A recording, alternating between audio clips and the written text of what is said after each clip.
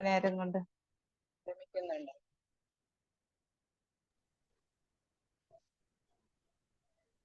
ഹരേ കൃഷ്ണ. നമുക്ക് invocation prayer പറഞ്ഞ് തുടങ്ങാം. ഓം അജ്ഞാനതിമിരന്തസ്യ ജ്ഞാനഞ്ജനശലാഖയാ ചക്ഷുരുന്മീലിതം യേന തസ്മൈ ശ്രീഗുരവേ നമഃ. ശ്രീചൈതന്യമനോഭീഷ്ടം സ്ഥാപിതം യേന ഭൂതലേ സ്വയം രൂപ കഥാ മഹ്യം ദദാതി സ്വപദാന്തികം. വന്ദേഹം ശ്രീഗുരുൻ ശ്രീയുതപദകമലം ശ്രീഗുരൂൻ വൈഷ്ണവാംശ്ച ശ്രീരൂപം സാഗ്രജാതം സഹഗണ രഘുനാഥാന്വിതം തം സജീവം സാദ്വൈതം സാവധൂതം പരിജന സഹിതം കൃഷ്ണ ചൈതന്യദേവം ശ്രീരാധാ കൃഷ്ണ പാദാൻ സഹഗണ ലളിതാ ശ്രീ വിശാഖാന്വിതാംശ്ച. ഹേ കൃഷ്ണ കരുണാ സിന്ധോ ദീനബന്ധോ ജഗത്പദേ ഗോപേശ ഗോപികാന്ത രാധാകാന്ത നമോസ്തുതേ. തപ്ത കാഞ്ചന ഗൗരംഗി രാധേ വൃന്ദാവനേശ്വരി വൃഷഭാനുസുതേ ദേവി പ്രണമാമി ഹരിപ്രിയേ. നമോ ഓം വിഷ്ണുപാദായ കൃഷ്ണപ്രേഷ്ഠായ ഭൂതലേ ശ്രീമതേ ഭക്തിവേദാന്ത സ്വാമിനിധി നാമിനേ. നമസ്തേ സരസ്വതി ദേവേ ഗൗരവാണി പ്രചാരിണേ നിർവിശേഷ ശൂന്യവാദി പാശ്ചാത്യദേശതാരിണേ. ജയ ശ്രീ കൃഷ്ണ ചൈതന്യ പ്രഭു നിത്യാനന്ദ ശ്രീ അദ്വൈത ഗദാധാര ശ്രീവാസദി ഗൗരഭക്തവൃന്ദ. ഹരേ കൃഷ്ണ കൃഷ്ണ കൃഷ്ണ ഹരേ ഹരേ, ഹരേ രാമ രാമ രാമ ഹരേ ഹരേ. ഹരി ഓം തസ്സത്. പഞ്ചകൽപതരോപിശ്ച കൃപാ സിന്ധുഭ്യൈവ ച പതിതാനാം പാവനേഭ്യോ വൈഷ്ണവേഭ്യോ നമോ നമഃ. ഹരേ കൃഷ്ണ. ഇപ്പം നമ്മുടെ ചൈതന്യ ചരിതാമൃതം ക്ലാസ്സിലേക്ക് എല്ലാ ഭക്തർക്കും സ്വാഗതം. എല്ലാവർക്കും എൻ്റെ വിനീതമായ പ്രണാമങ്ങൾ അർപ്പിക്കുന്നു. എൻ്റെ ശിക്ഷാഗുരുവിനും ഗുരുക്കന്മാർക്കും ദീക്ഷാഗുരുവിനും എൻ്റെ വിനീതമായ പ്രണാമങ്ങൾ.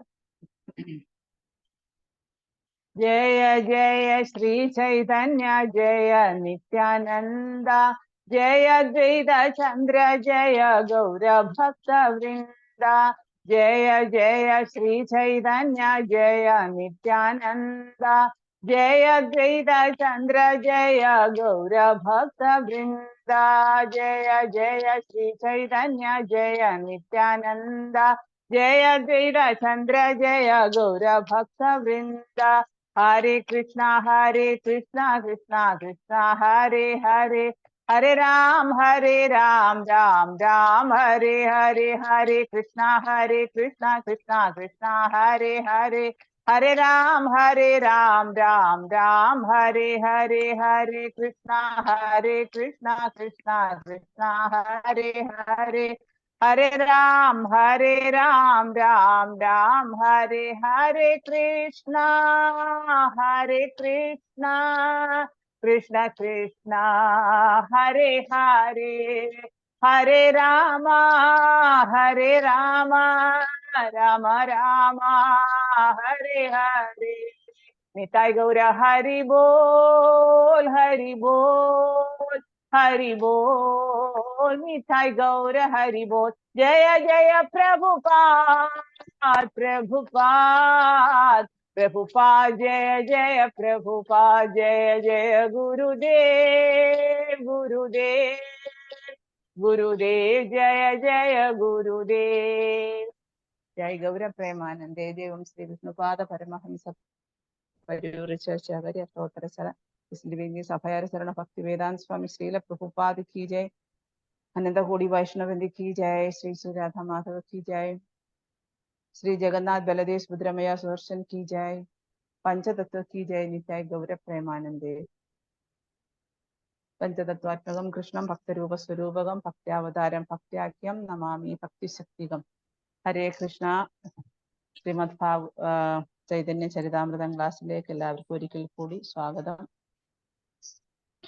നമ്മൾ ഇന്ന്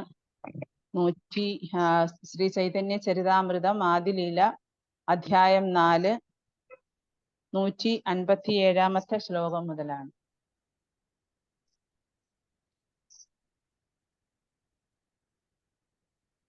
ഓം നമോ ഭഗവതേ വാസുദേവായ. ഓം നമോ ഭഗവതേ വാസുദേവായ. ഓം നമോ ഭഗവതേ വാസുദേവായ.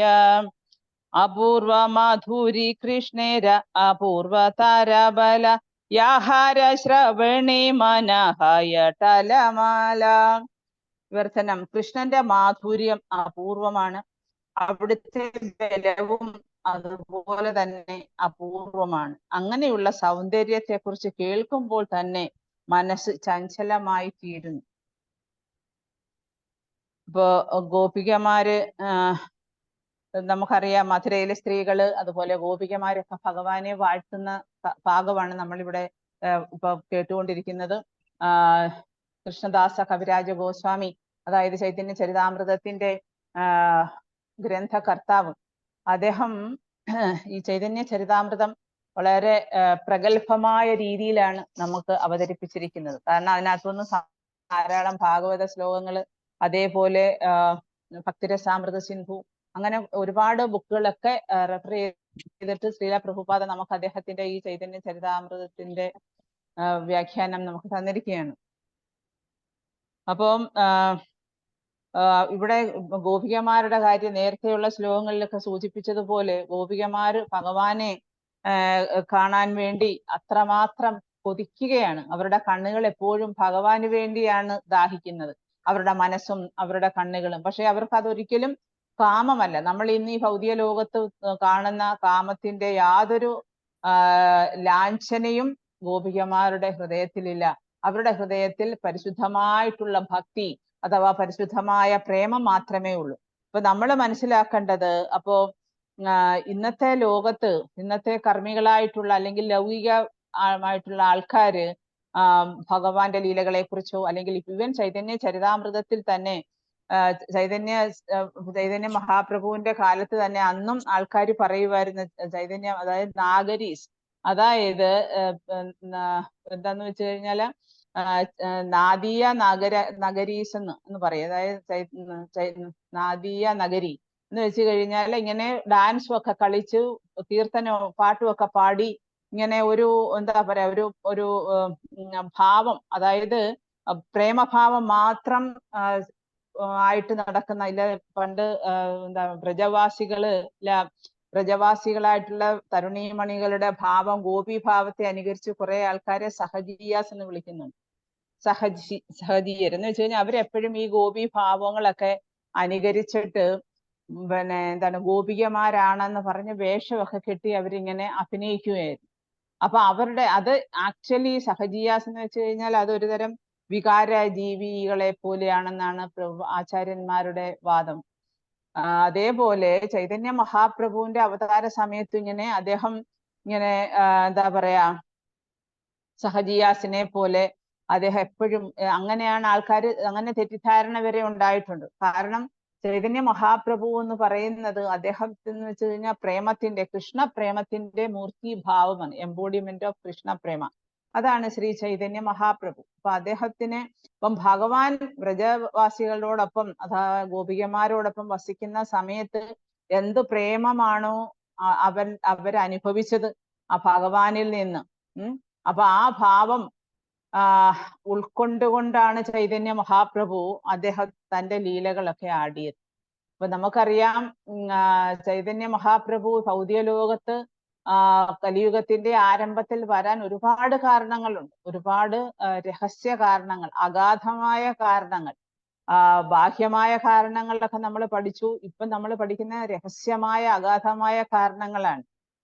അതായത് അതുകൊണ്ടാണ് ഗ്രന്ഥകർത്താവ് അദ്ദേഹം ഇത്ര ഡീപ്പായിട്ട് ഗോപികമാരുടെ ആ ഭാവങ്ങളെ കൂടുതൽ വർണ്ണിക്കുന്നത്. കാരണം ഗോപികമാരുടെ ഭാവം എന്ന് പറയുന്ന ഗോപീ ഭാവ രസാമൃതാബ്ധി ലഹരി കല്ലോല മഗ്നവ് മുഹൂർ എന്ന് നമ്മുടെ ഗോസ്വാമിമാരെ കുറിച്ച് വർണ്ണിക്കുന്നുണ്ട്. കാരണം ഗോപീ ഭാവം, ഹേ ലളിതേ, ഹേ വിശാഖേ എന്നൊക്കെ രാധാറാണി എന്നൊക്കെ വിളിച്ച് അവര് എന്താണ് രാധാകുണ്ടിന്റെയൊക്കെ അടുത്ത്, കാരണം രാധാകുണ്ടാണ് ഏറ്റവും ശ്രേഷ്ഠമായിട്ടുള്ള കുണ്ടം. അപ്പൊ അതൊക്കെ മനസ്സിലാക്കി ആണ് ആചാര്യന്മാര് നമ്മളെ അവരുടെ ഗ്രന്ഥങ്ങളിലൂടെ കൃഷ്ണപ്രേമം വർണ്ണിക്കുന്നത്. അത് എല്ലാ ആൾക്കാർക്കും, അതായത് സാധാരണ മനുഷ്യർക്കൊന്നും മനസ്സിലാക്കാൻ അത്ര എളുപ്പമുള്ള കാര്യമല്ല. ഇവൻ ചൈതന്യ ചരിതാമൃതം എന്ന് പറയുന്നത് അതുകൊണ്ടാണ് പോസ്റ്റ് ഗ്രാജുവേറ്റ് സ്റ്റഡി ആണെന്ന് പറയുന്നത്. അത്രയും ഉന്നതമായ ഒരു വിദ്യാഭ്യാസ മേഖലയാണ് ചൈതന്യ ചരിതാമൃതത്തിന്റെ പഠനം എന്ന് പറയുന്നത്.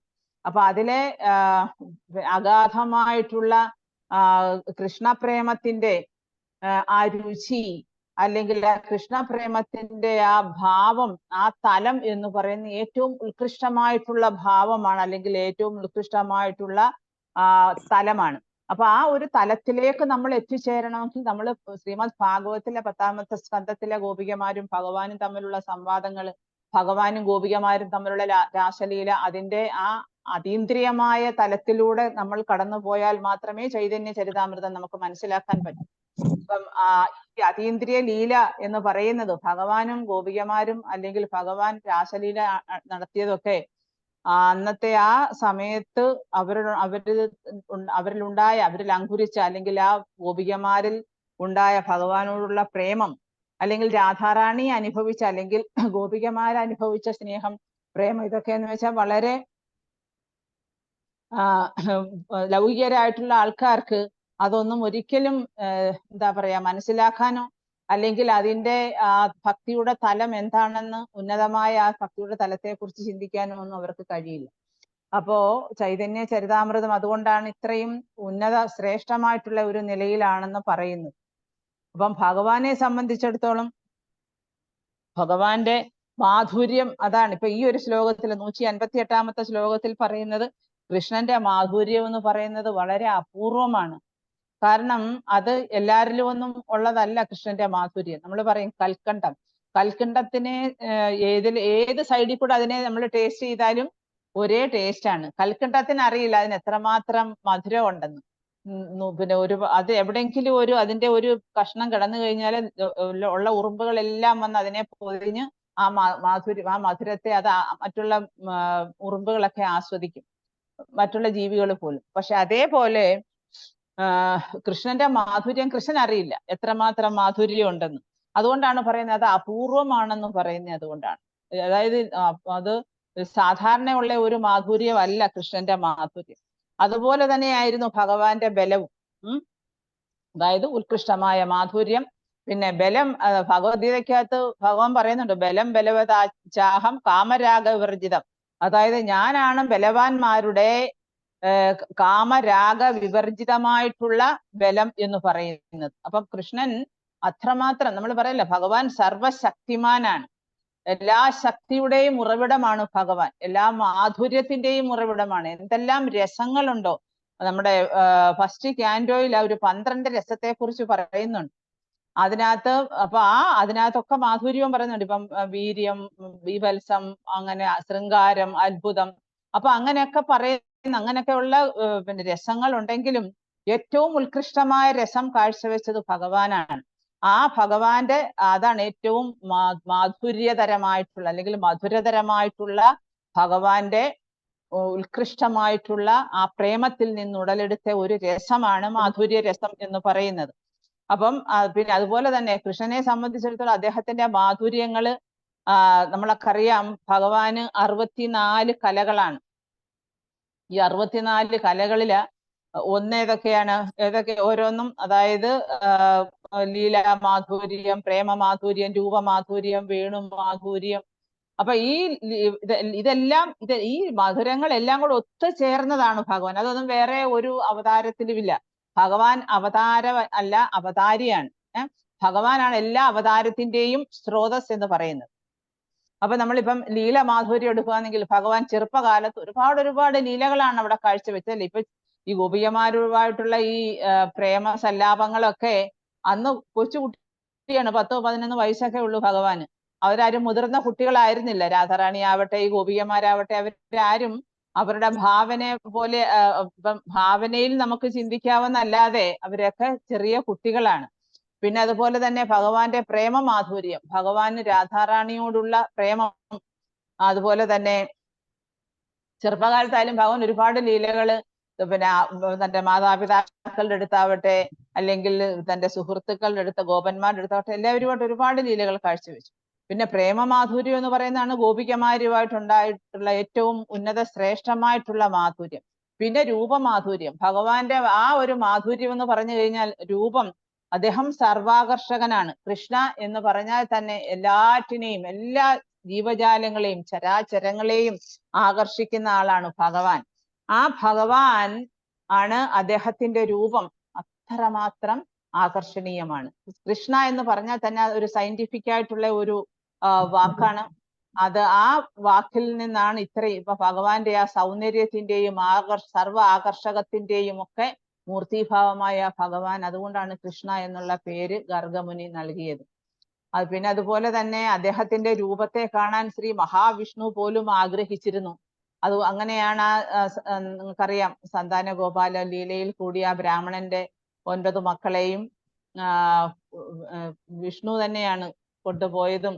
അവിടെ പിന്നീട് അർജുനൻ, ഈ ബ്രാഹ്മണൻ വന്ന് എന്താ പറയാ, ഈ കുട്ടികൾ നഷ്ടപ്പെടുന്ന ഓരോ പ്രാവശ്യവും ഭാര്യയെ പ്രസവിക്കുമ്പോ കുട്ടി എങ്ങനെയോ നഷ്ടപ്പെടുക, അതെന്താണെന്ന് അറിയില്ല. അപ്പം മധുരയിലാണല്ലോ അവര് വസിക്കുന്നത്. അപ്പം ഭഗവാൻ അന്ന് അവിടുത്തെ രാജാവാണ്. അപ്പൊ അവിടെ വന്നിട്ട് ഭഗവാനെ കുറെ കുറ്റം പറയും. നിങ്ങളൊക്കെ ഇവിടെ നിന്നിട്ട് എന്താ ഫലം? എന്റെ കുട്ടികൾ നഷ്ടപ്പെട്ടുകൊണ്ടേയിരിക്കുകയാണ് ഓരോ പ്രാവശ്യവും. നിങ്ങളൊക്കെ രാജാവാണോ? നിങ്ങൾ എന്താണ് ഈ ചെയ്യുന്നത്? അങ്ങനെയൊക്കെ പല പ്രാവശ്യം ആക്രോശിച്ച്. അപ്പം അർജുനൻ ചോദിച്ചു, എന്ത് പറ്റി? അപ്പൊ എന്റെ ഇങ്ങനെ കുട്ടികളെല്ലാം ഇങ്ങനെ ഓരോ പ്രാവശ്യവും മരിക്കുമ്പോൾ നഷ്ടപ്പെടുന്ന. അപ്പൊ അർജുനൻ കൃഷ്ണനോട് പോലും ചോദിക്കാതെ അർജുനൻ പറഞ്ഞു, അടുത്ത പ്രാവശ്യത്തെ നിങ്ങളുടെ പത്നി പ്രസവിക്കുമ്പോഴാ ഞാൻ സംരക്ഷിച്ചു കൊള്ളാം, നിങ്ങൾ വിഷമിക്കണ്ട, തിരിച്ചു പോകുമെന്ന് പറയാം. അപ്പൊ പ്രസവം എടുത്തപ്പോഴാ അർജുനന് ശരം കൊണ്ട് ആ കുടിലിന് വളരെ വളരെ നല്ല സംരക്ഷണമൊക്കെ നൽകി അർജുനൻ കാവലിരുന്നു. അപ്പൊ കുട്ടിയെ പ്രസവം നടന്നു, കുട്ടി കരഞ്ഞു. കുറച്ചു കഴിഞ്ഞപ്പം മാതാപിതാക്കളുടെ സന്തോഷ വർത്തമാനം അങ്ങനെ കേട്ടു. പക്ഷെ പെട്ടെന്ന് തന്നെ ആ കുട്ടി അപ്രത്യക്ഷമായി. അവിടെ കരച്ചിൽ തുടങ്ങി. ബ്രാഹ്മണൻ വന്നിട്ട് ആക്രോശിച്ചു. നീ പ്രൊട്ടക്ട് ചെയ്യാൻ, സംരക്ഷിക്കാം എന്ന് പറഞ്ഞിട്ട് നീ എന്താ ചെയ്തില്ല? അപ്പൊ അതിനോടൊപ്പം തന്നെ അർജുനൻ ഒരു വാഗ്ദാനവും കൂടെ കൊടുത്തു. നിങ്ങള് ഒരു എന്താ പറയാ, അദ്ദേഹം പറഞ്ഞെന്താ, പിന്നെ നിങ്ങളുടെ കുട്ടി ഇപ്രാവശ്യം എനിക്ക് രക്ഷിക്കാൻ പറ്റിയില്ലെങ്കിൽ ഞാൻ അഗ്നിയിൽ ചാടി ആത്മാഹൂതി ചെയ്യുമെന്ന്. അപ്പൊ അതുകൂടൊക്കെ കേട്ട് കഴിഞ്ഞാൽ ഈ ബ്രാഹ്മണന് ഭയങ്കര ദേഷ്യം വന്നിട്ട് അദ്ദേഹം, നിങ്ങൾ ഇങ്ങനെയൊക്കെ പറഞ്ഞിട്ട് നിങ്ങൾ എന്താ ചെയ്തത്? നിങ്ങൾ എന്റെ കുട്ടിയെ ഇപ്പോഴും നഷ്ടപ്പെട്ടു, നിങ്ങളൊന്നും ചെയ്യാൻ പറ്റിയില്ല എന്നൊക്കെ പറയുമ്പം അർജുനൻ പലയിടത്തും പോയി, പല സ്ഥലങ്ങളിലും അന്വേഷിച്ചു. അവിടെ ഒക്കെ പോയിച്ചു വന്നിട്ടും കുട്ടിയെ കണ്ടു കിട്ടിയില്ല. അപ്പം എന്നിട്ട് പറഞ്ഞു, എന്നാ ഞാൻ ഇനി ഇതിന്റെ പ്രതിവിധിയായിട്ട് ഞാൻ എൻ്റെ ഭൗതിക ശരീരം അഗ്നിയിൽ ചാടി ഉപേക്ഷിക്കാം എന്ന് പറയുമ്പോഴാണ് അതുവരെ കൃഷ്ണൻ മിണ്ടിയില്ല. കൃഷ്ണൻ അനങ്ങിയതേ ഇല്ല. അർജുനൻ എന്നാ ഒരു വാക്ക് കൃഷ്ണനോടും ചോദിച്ചില്ല. അതൊക്കെയാണ് ചില സമയത്തൊക്കെ ഡിവോട്ടികളായാലും എപ്പോഴും നമ്മൾ ആ ഒരു എറ്റിക്വിറ്റി, മര്യാദ നിലനിർത്തണം. അപ്പൊ അങ്ങനെ അർജുനനോട് പറഞ്ഞു, നീ ഒരു കാര്യം ചെയ്ത് നീ എൻ്റെ കൂടെ വാ എന്ന് പറഞ്ഞിട്ട് ഇവർ രണ്ടുപേരും കൂടെ രഥത്തിലേറി ഇവിടെ പോയി, വൈകുണ്ഠത്തിൽ പോയി. അവിടെ ചെന്നിട്ട് അവിടെ പോകുന്ന വഴിയൊക്കെ ഒരുപാട് നല്ല രീതിയിൽ ഭാഗവത്തിൽ വർണ്ണിക്കുന്നുണ്ട്. ഇവൻ ബ്രഹ്മജ്യോതിയിലൂടെ ഒക്കെ കടന്നു പോകുമ്പോൾ അർജുനന് അവിടുത്തെ ആ പ്രഭാപൂരം കൊണ്ട് അദ്ദേഹത്തിന് കണ്ണു കാണാൻ വയ്യാത്ത രീതിയിലായി. എത്രമാത്രം പ്രകാശപൂരിതമാണ് അതായത് ബ്രഹ്മജ്യോതി, ബ്രഹ്മജ്യോതി. അപ്പൊ അവിടെ എല്ലാം കടന്ന് അദ്ദേഹം വൈകുണ്ഠ ലോകത്ത് രണ്ടുപേരോട് എത്തി. ഭഗവാൻ അർജുനനുമായിട്ട് വൈകുണ്ഠ ലോകത്ത് എത്തിയപ്പോ മഹാവിഷ്ണു ഇങ്ങനെ കാത്തിരിക്കുകയാണ് ഇവരെ കാണാനായിട്ട്. അപ്പൊ അതാ ഭഗവാന്റെ രൂപമാധുര്യത്തെ കുറിച്ചാണ് പറയുന്നത്. അപ്പൊ ഈ ലീലകളെല്ലാം ഓരോന്നിനും ഓരോരോ കാരണങ്ങളുണ്ട്. ഈവൻ ഭഗവാൻ ഓരോ ലീലകളും കാഴ്ചവെക്കുന്നതിനൊക്കെ അതിന്റെ പിന്നിൽ ഓരോ ലീലകളുണ്ട്.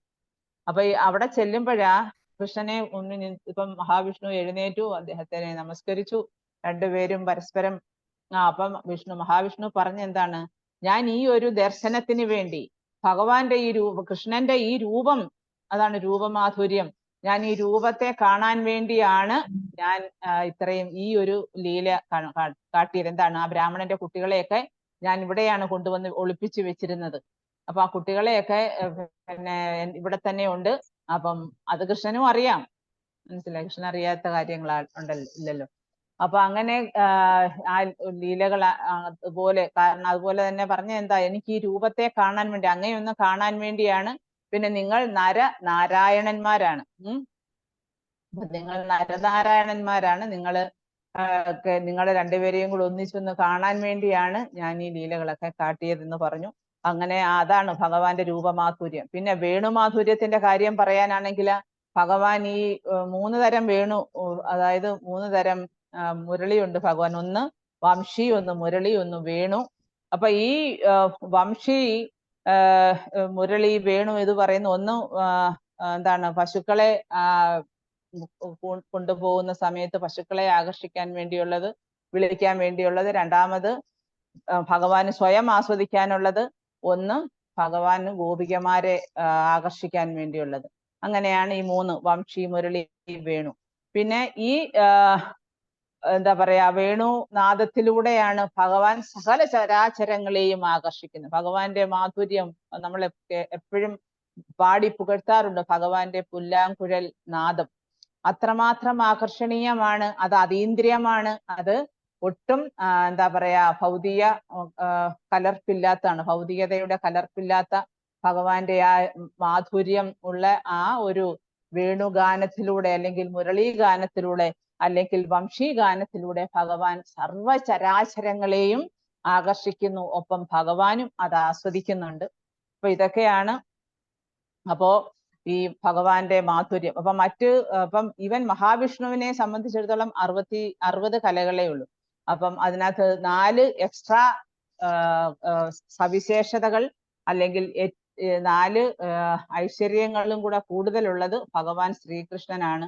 അതൊക്കെയാണ് അവർ തമ്മിലുള്ള വ്യത്യാസം. അപ്പൊ അതുകൊണ്ടാണ്, അപ്പൊ ഈ 4 കാര്യങ്ങളാണ് ലീലമാധുര്യം, പ്രേമമാധുര്യം, രൂപമാധുര്യം, വേണുമാധുര്യം. ഇത്രയാണ് ആ ഒരു വ്യത്യാസം ഭഗവാനും വിഷ്ണുവും തമ്മില്. പിന്നെ നമുക്കറിയാം ഭഗവാൻ ശ്രീകൃഷ്ണൻ എന്ന് പറയുന്നതാണ് എല്ലാത്തിൻ്റെയും സർവകാരണ കാരണം. അപ്പം ഈ ആള്, അതായത് ഭഗവാൻ ശ്രീ ചൈതന്യ മഹാപ്രഭു ഭഗവാൻ തന്നെയാണ്. ഭഗവാൻ ഈ രൂപവും ഈ മാധുര്യങ്ങളെല്ലാം ഒരുപോലെ ആസ്വദിക്കുന്ന ആളാണ്. പക്ഷെ എന്നാൽ പോലും ഭഗവാൻ പൂർണ്ണമായും അതിനെ അങ്ങോട്ട് ആസ്വദിക്കാൻ പറ്റുന്നില്ല. അതിപ്പോ കൽക്കണ്ടത്തിന്റെ മാധുര്യം അറിയില്ല എന്ന് പറയുന്നത് പോലെ പിന്നെ ഇപ്പം ഇവൻ ഹനുമാൻ തന്നെ അദ്ദേഹത്തിന്റെ ശക്തിയെ കുറിച്ച് ജാമ്പവാനാണ് പറഞ്ഞു കൊടുക്കുന്നത്. നിനക്ക് ഇത്രമാത്രം ശക്തിയുണ്ട് ഹനുമാനെ, നിനക്കെല്ലാം ചെയ്യാൻ പറ്റും എന്ന് ജാമ്പവാൻ ഓർമ്മിപ്പിക്കുന്നുണ്ട്. അതുപോലെ തന്നെയാണ് അത് ശക്തി, അല്ലെങ്കിൽ അതാണ് ബലം. ശക്തി അഥവാ ബലം എന്ന് പറയുന്ന അതാണ്. അപ്പൊ ഈ ബലം, അതുപോലെ തന്നെ ഭഗവാന്റെ മാധുര്യം, ഇതെല്ലാം ഒത്തിണങ്ങിയ ആളാണ് ഭഗവാൻ. അതുകൊണ്ട് അപ്പൊ അങ്ങനെയുള്ള ഒരു സൗന്ദര്യം, ഇതൊക്കെ അപൂർവമാണ്. അപ്പൊ അങ്ങനെയുള്ള ഒരു സൗന്ദര്യത്തെ കുറിച്ച് കേൾക്കുമ്പോൾ തന്നെ മനസ്സ് ചഞ്ചലമാകുന്നു എന്നാണ് പറയുന്നത്. മനസ്സ് ചഞ്ചലമാവുകയാണ്.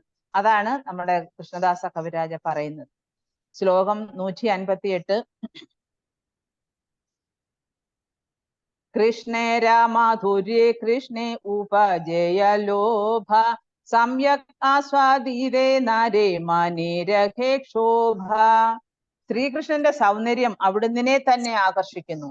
പക്ഷേ അവിടുന്ന് അത് പൂർണ്ണമായി ആസ്വദിക്കാൻ കഴിയാത്തതിനാൽ മനസ്സിൽ ദുഃഖം നിറയും. അപ്പൊ ഭഗവാന് ആ ഭഗവാനെ തന്നെ ആകർഷിക്കുകയാണ്. ഭഗവാൻ ചിന്തിക്കാറുണ്ട്, എന്താണ് രാധാറാണി എന്നോട് എൻ്റെ അടുത്ത് വരുമ്പോഴ, അല്ലെങ്കിൽ എന്നോട് സംസാരിക്കുമ്പോ, അല്ലെങ്കിൽ എൻ്റെ അടുത്ത് ഇരിക്കുമ്പോൾ ഇത്രയും സന്തോഷം രാധാറാണി അനുഭവിക്കുന്ന എന്താണ്? അത് എനിക്ക് മനസ്സിലാകുന്നില്ലല്ലോ.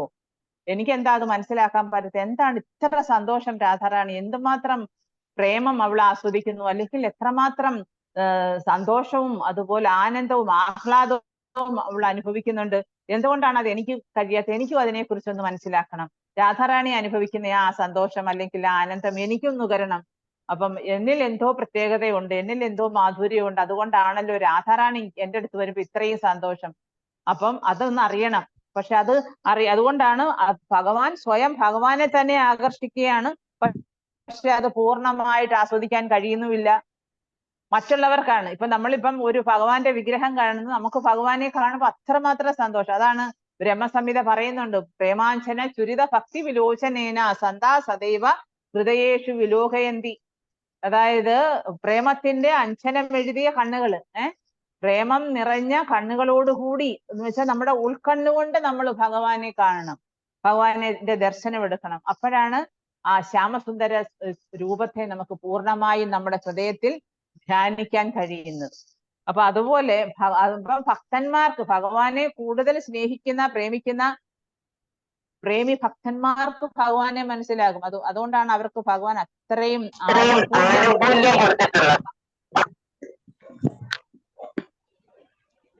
ഭഗവാനെ ഹരേ കൃഷ്ണ. ഇവര് മ്യൂട്ട് ചെയ്ത് വെച്ചോളൂ കേട്ടാ.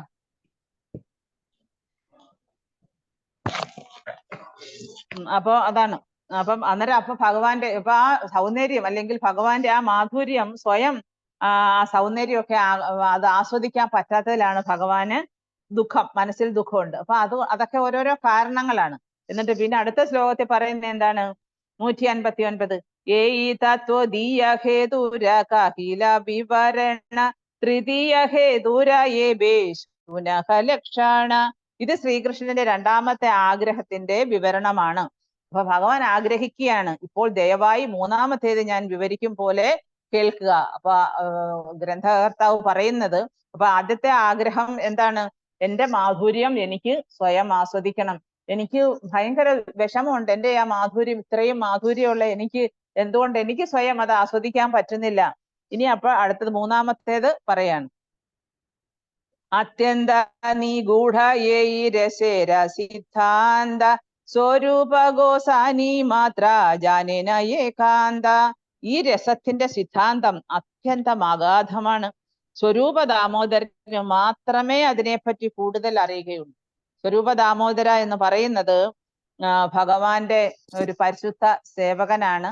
അപ്പം ഈ സ്വരൂപ ദാമോദര എന്ന് പറയുന്നത് ലളിതമഞ്ജരിയാണ്. അപ്പം ഭഗവാന്റെ അന്ത്യലീല സമയത്ത് ഭഗവാൻ ഒരുപാട് ഈ ഫീലിംഗ് ഓഫ് സെപ്പറേഷൻ, വിരഹവേദന അനുഭവിച്ചിരുന്നു. അപ്പൊ എവിടെയെങ്കിലും ഇരിക്കുമ്പം എന്ത് കണ്ടാലും കൃഷ്ണനെ കാണുന്ന പ്രതീതി അദ്ദേഹത്തിന് ഉണ്ടാവുമായിരുന്നു.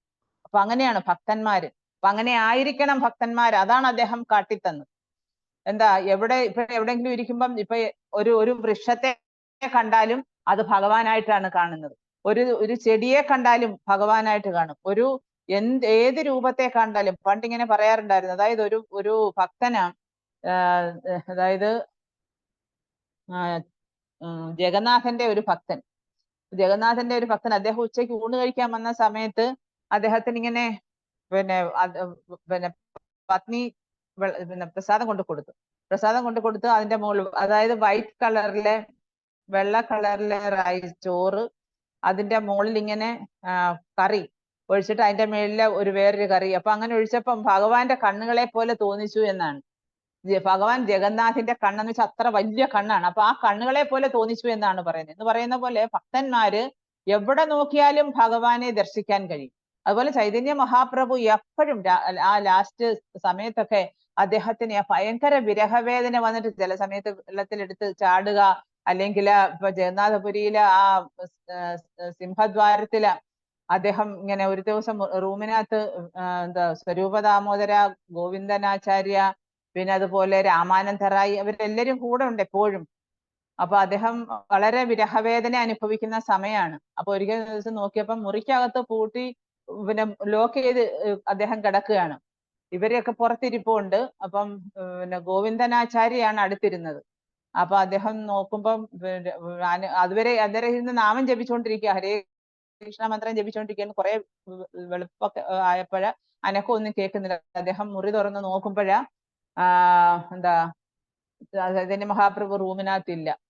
അപ്പൊ അദ്ദേഹം എന്താണ് ഇപ്പൊ നോക്കിയപ്പോ എവിടെ പോയി നോക്കുമ്പോഴാ അദ്ദേഹം പിന്നെ ജനലെ പിടിച്ച് കോണി കയറി പുറത്തിറങ്ങിയിട്ട് അവിടെ പശുവിന്റെ ഗോശാല ഉണ്ടായിരുന്നു. ആ ഗോശാലയുടെ ഇവര് ഓടിച്ച് അപ്പോഴത്തേക്ക് സ്വരൂപ ദാമോദര വന്നു, രാമാനന്ദറായി വന്നു. അപ്പൊ അവരൊക്കെ വന്ന് നോക്കുമ്പോ എന്താണ് അദ്ദേഹം ഇങ്ങനെ എന്താ ആനന്ദ മൂർച്ഛയില് ഇങ്ങനെ ആ കൗഷെഡിനകത്ത് കിടക്കാണ്, ആ പശുവിന്റെ ഷെഡില്. എന്നിട്ട് ദേഹമൊക്കെ ഇങ്ങനെ എന്താ പറയാ, അതായത് ഒരു കൂർമ്മം പോലെ, കൂർമ്മത്തിന്റെ ആ രൂപമാണ് അവിടെ ഉണ്ടായത്. അതാണ് കൂർമ്മ ചൈതന്യ എന്ന് പറയാം. അങ്ങനെ പല പ്രാവശ്യം ഭഗവാൻ ആ ഒരു ലീല കാട്ടിയിട്ടുണ്ട്. അങ്ങനെ കൈയും കാലും ഒക്കെ ചുരുങ്ങി ശരീരത്തിനോട് ചേർന്നിട്ട്, അതായത് ഭഗവാൻ ജഗന്നാഥിന്റെ ആ ഒരു രൂപം ആ ലീലയിലെ പോലെ.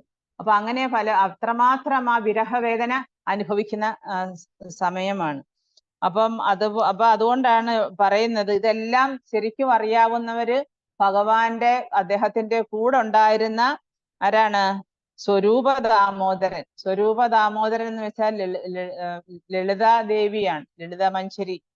അപ്പൊ ഈ ലളിത മഞ്ചരിക്ക് കാരണം ലളിതാ സഖി ഭഗവാൻ ശ്രീകൃഷ്ണനോടൊപ്പം വന്ന് ലീലയാടിയതാണ് ബ്രജധാമില.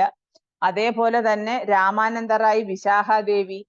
അപ്പൊ അങ്ങനെയൊക്കെയാണ്. അപ്പൊ പിന്നെ അതുപോലെ തന്നെ കുറെ അദ്ദേഹത്തിനോടൊപ്പം എപ്പോഴും അദ്ദേഹത്തിന്റെ സന്തത സഹചാരികളായിട്ട് ഒരുപാട് ഭക്തന്മാരുണ്ടായിരുന്നു. അപ്പൊ ഇതിനകത്ത് പറയുന്നതെന്ന് വെച്ച് കഴിഞ്ഞാൽ ഈ രസം, അതായത് അത്യന്ത നിഗൂഢമായ രസമാണ്. അതിന്റെ നിർണയം എന്ന് പറയുന്നത് അത്യന്തം അഗാധമാണ്. അപ്പം ആ അഗാധമായിട്ടുള്ള ഈ എന്താ പറയാ ആ രസത്തെക്കുറിച്ച് സ്വരൂപ ദാമോദരന് ശരിയായിട്ട് മനസ്സിലാക്കി. അദ്ദേഹത്തിന് മാത്രമേ ആ ഭഗവാന്റെ ആ സമയത്തുള്ള ആ രസത്തിന്റെ അഗാധത അല്ലെങ്കിൽ അതിന്റെ എത്രമാത്രം ഗാഠമായിരുന്നു എന്ന് മനസ്സിലാക്കാൻ പറ്റത്തുള്ളൂ. അപ്പം പിന്നീട് അടുത്ത ശ്ലോകത്തിൽ പറയുന്നത് ചൈതന്യ ഗോസാനീരാതേൻഹ അത്യന്തമർമ്മയാതേ. അതറിയാമെന്ന് അവകാശപ്പെടുന്ന ആരായാലും അവരത് അദ്ദേഹത്തിൽ നിന്ന് ശ്രവിച്ചതായിരിക്കണം. കാരണം അദ്ദേഹമാണ് ശ്രീ ചൈതന്യന്റെ ഏറ്റവും അന്തരംഗ സഹചാരി. അപ്പൊ അതാണ് ലളിത സഖി അല്ലെങ്കിൽ ലളിത മഞ്ചരി. അപ്പൊ ആരെങ്കിലും തന്നെ ഇപ്പം ചൈതന്യദേവന്റെ ആ ഉള്ളിലെ അദ്ദേഹത്തിന്റെ അഗാധമായിട്ടുള്ള രസം ആരെങ്കിലും അറിയാമെന്ന് പറഞ്ഞാലും ഇത് സ്വരൂപ ദാമോദരനിൽ നിന്ന് ശ്രവിച്ചവരായിരിക്കണം. അല്ലാതെ അദ്ദേഹത്തിന് മാത്രമേ ഇതെല്ലാം ഇത്രയും ഊഷ്മളമായിട്ട് ഭഗവാന്റെ ആ അന്തരംഗമായിട്ടുള്ള കാര്യങ്ങളെല്ലാം അറിയാവൂ. കാരണം അദ്ദേഹം അന്തരംഗ സഖിയാണ്, അല്ലെ? ഭഗവാന്റെ ശ്രീ ചൈതന്യ മഹാപ്രഭുവിന്റെ ഏറ്റവും അന്തരംഗ സഹചാരി അഥവാ അന്തരംഗ സഹചാരിയായിരുന്നു സ്വരൂപ ദാമോദര. ഗോപീഗണേര പ്രേമേര രൂഢ ഭാവനാമ വിശുദ്ധ നിർമ്മല പ്രേമ കാപൂന ഹേ കാമ. ഗോപസ്ത്രീകളുടെ പ്രേമം രൂഢഭാവം എന്ന് വിളിക്കപ്പെടുന്നു. അത് വിശുദ്ധവും കളങ്കമറ്റതുമാണ്. അതൊരിക്കലും കാമമല്ല. അതായത് ഗോപസ്ത്രീകളുടെ പ്രേമം, ഇപ്പൊ നമ്മൾ നേരത്തെ പറഞ്ഞു, ഗോപസ്ത്രീകൾക്ക് ഭഗവാനോടുണ്ടായിരുന്ന ആ സ്നേഹം അല്ലെങ്കിൽ ആ പ്രേമം അതൊരിക്കലും ഭൗതികമായിട്ടുള്ള ഒരു സ്നേഹമോ പ്രേമമോ ഒന്നുമല്ല.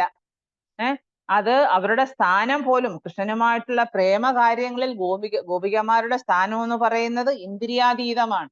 അപ്പം ആ ഒരു തലത്തിലേക്ക് വരുന്നവർക്ക് മാത്രമേ നമുക്കാർക്കും അത്രയും മനസ്സിലാക്കാൻ പറ്റില്ല. അതുകൊണ്ടാണ് ആരും രാസലീല പോലും വർണ്ണിക്കാത്തത്. ഒരിക്കൽ ശ്രീല പ്രഭുപാദിനോട് ഒരു ഭക്തൻ ചോദിച്ചു, പ്രഭുപാദ് അങ്ങ് രാസലീല ഒന്ന് വർണ്ണിച്ചു കേൾപ്പിക്കുന്നു. അപ്പം ശ്രീല പ്രഭുപാദ് പറഞ്ഞ എന്താണ്? ഞാൻ അതിന് അയോഗ്യനാണെന്നാണ് പറഞ്ഞത്. ഞാൻ അതിന് യോഗ്യനല്ല രാസലീല വർണ്ണിക്കാൻ. കാരണം അങ്ങനെയാണ് ഒരു ഭക്തന്റെ അദ്ദേഹത്തിന്റെ വിനയമാണ്. കാരണം രാസലീല എന്ന് വെച്ചാൽ ശ്രീല പ്രഭുപാദ ആണ് ഏറ്റവും യോഗ്യനായിട്ടുള്ള ആള് രാസലീല വർണ്ണിച്ച് സാധാരണ നമ്മളെപ്പോലുള്ള ആൾക്കാർക്കൊക്കെ അല്ലെങ്കിൽ അദ്ദേഹത്തിന്റെ ഭക്തന്മാർക്കൊക്കെ പകർന്നു കൊടുക്കാനായിട്ട്. പക്ഷേ ആ രാസലീല എന്ന് വെച്ച് കഴിഞ്ഞാൽ അതിലെ നിഗൂഢമായ അർത്ഥം, അല്ലെങ്കിൽ നിഗൂഢമായിട്ടുള്ള ആ പ്രേമം, അല്ലെങ്കിൽ അതിന്റെ ആ അതീന്ദ്രിയമായിട്ടുള്ള ശക്തി, ഇതൊന്നും സാധാരണ ഈവൻ ഭക്തി എന്ന് വെച്ചാൽ നമുക്ക് ഉന്നതമായ ഭക്തിയുള്ളവർക്ക് മാത്രമേ മനസ്സിലാകൂ. നമ്മളൊക്കെ സാധാരണക്കാരാണ്, നമ്മൾ ഭക്തി പരിശീലിക്കുന്നതേ ഉള്ളൂ, വൈദിഭക്തി പരിശീലിക്കുന്നതേ ഉള്ളൂ.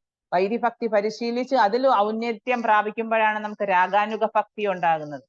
അപ്പൊ ഇവിടെ ആ ഗോപികമാരുടെ രൂഢഭാവം എന്ന് വെച്ചാൽ എന്താണ്?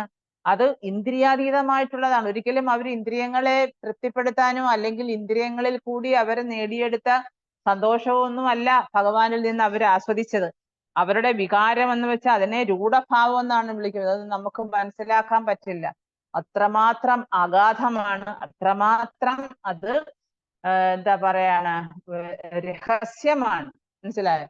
അതാണ് ഭഗവാൻ പറയുന്നത്. അതായത് നമ്മൾ പറയുമല്ലോ, അതായത് ഈ ജ്ഞാനം, ഭഗവത്ഗീതയ്ക്കകത്ത് എന്താണ് പറയുന്നത്? ഈ ജ്ഞാനം എന്ന് പറയുന്നത് രാജവിദ്യയാണ്, രാജഗുഹ്യമാണ്. അത്രമാത്രം ഗുഹ്യമാണ് ഈ രാജവിദ്യ, രാജഗുഹ്യം, പവിത്രം, ഉത്തമം, പ്രത്യക്ഷാവഗമം, ധർമ്മ്യം, സുസുഖം കർത്തുമവ്യതം. ഇത്രയൊക്കെ ആണെങ്കിലും, അതുകൊണ്ടാണ് പറയുന്നത്, ഇപ്പം ഈ പ്രേമം എന്ന് പറയുന്നത് നമ്മൾ ഇന്നത്തെ കലിയുഗത്തില് നമുക്കാർക്കും ഈ പ്രേമത്തെക്കുറിച്ച് അത്രയും നിഗൂഢമായ രീതിയിൽ നമുക്ക് അതിൽ കൂടി ഉളിയിട്ട് പോകാനോ അല്ലെങ്കിൽ അതിനെ പൂർണ്ണമായും മനസ്സിലാക്കാനോ അല്ലെങ്കിൽ അതിനെ പൂർണ്ണമായും അതിനെ ഗ്രഹിക്കാനോ നമുക്ക് കഴിയില്ല.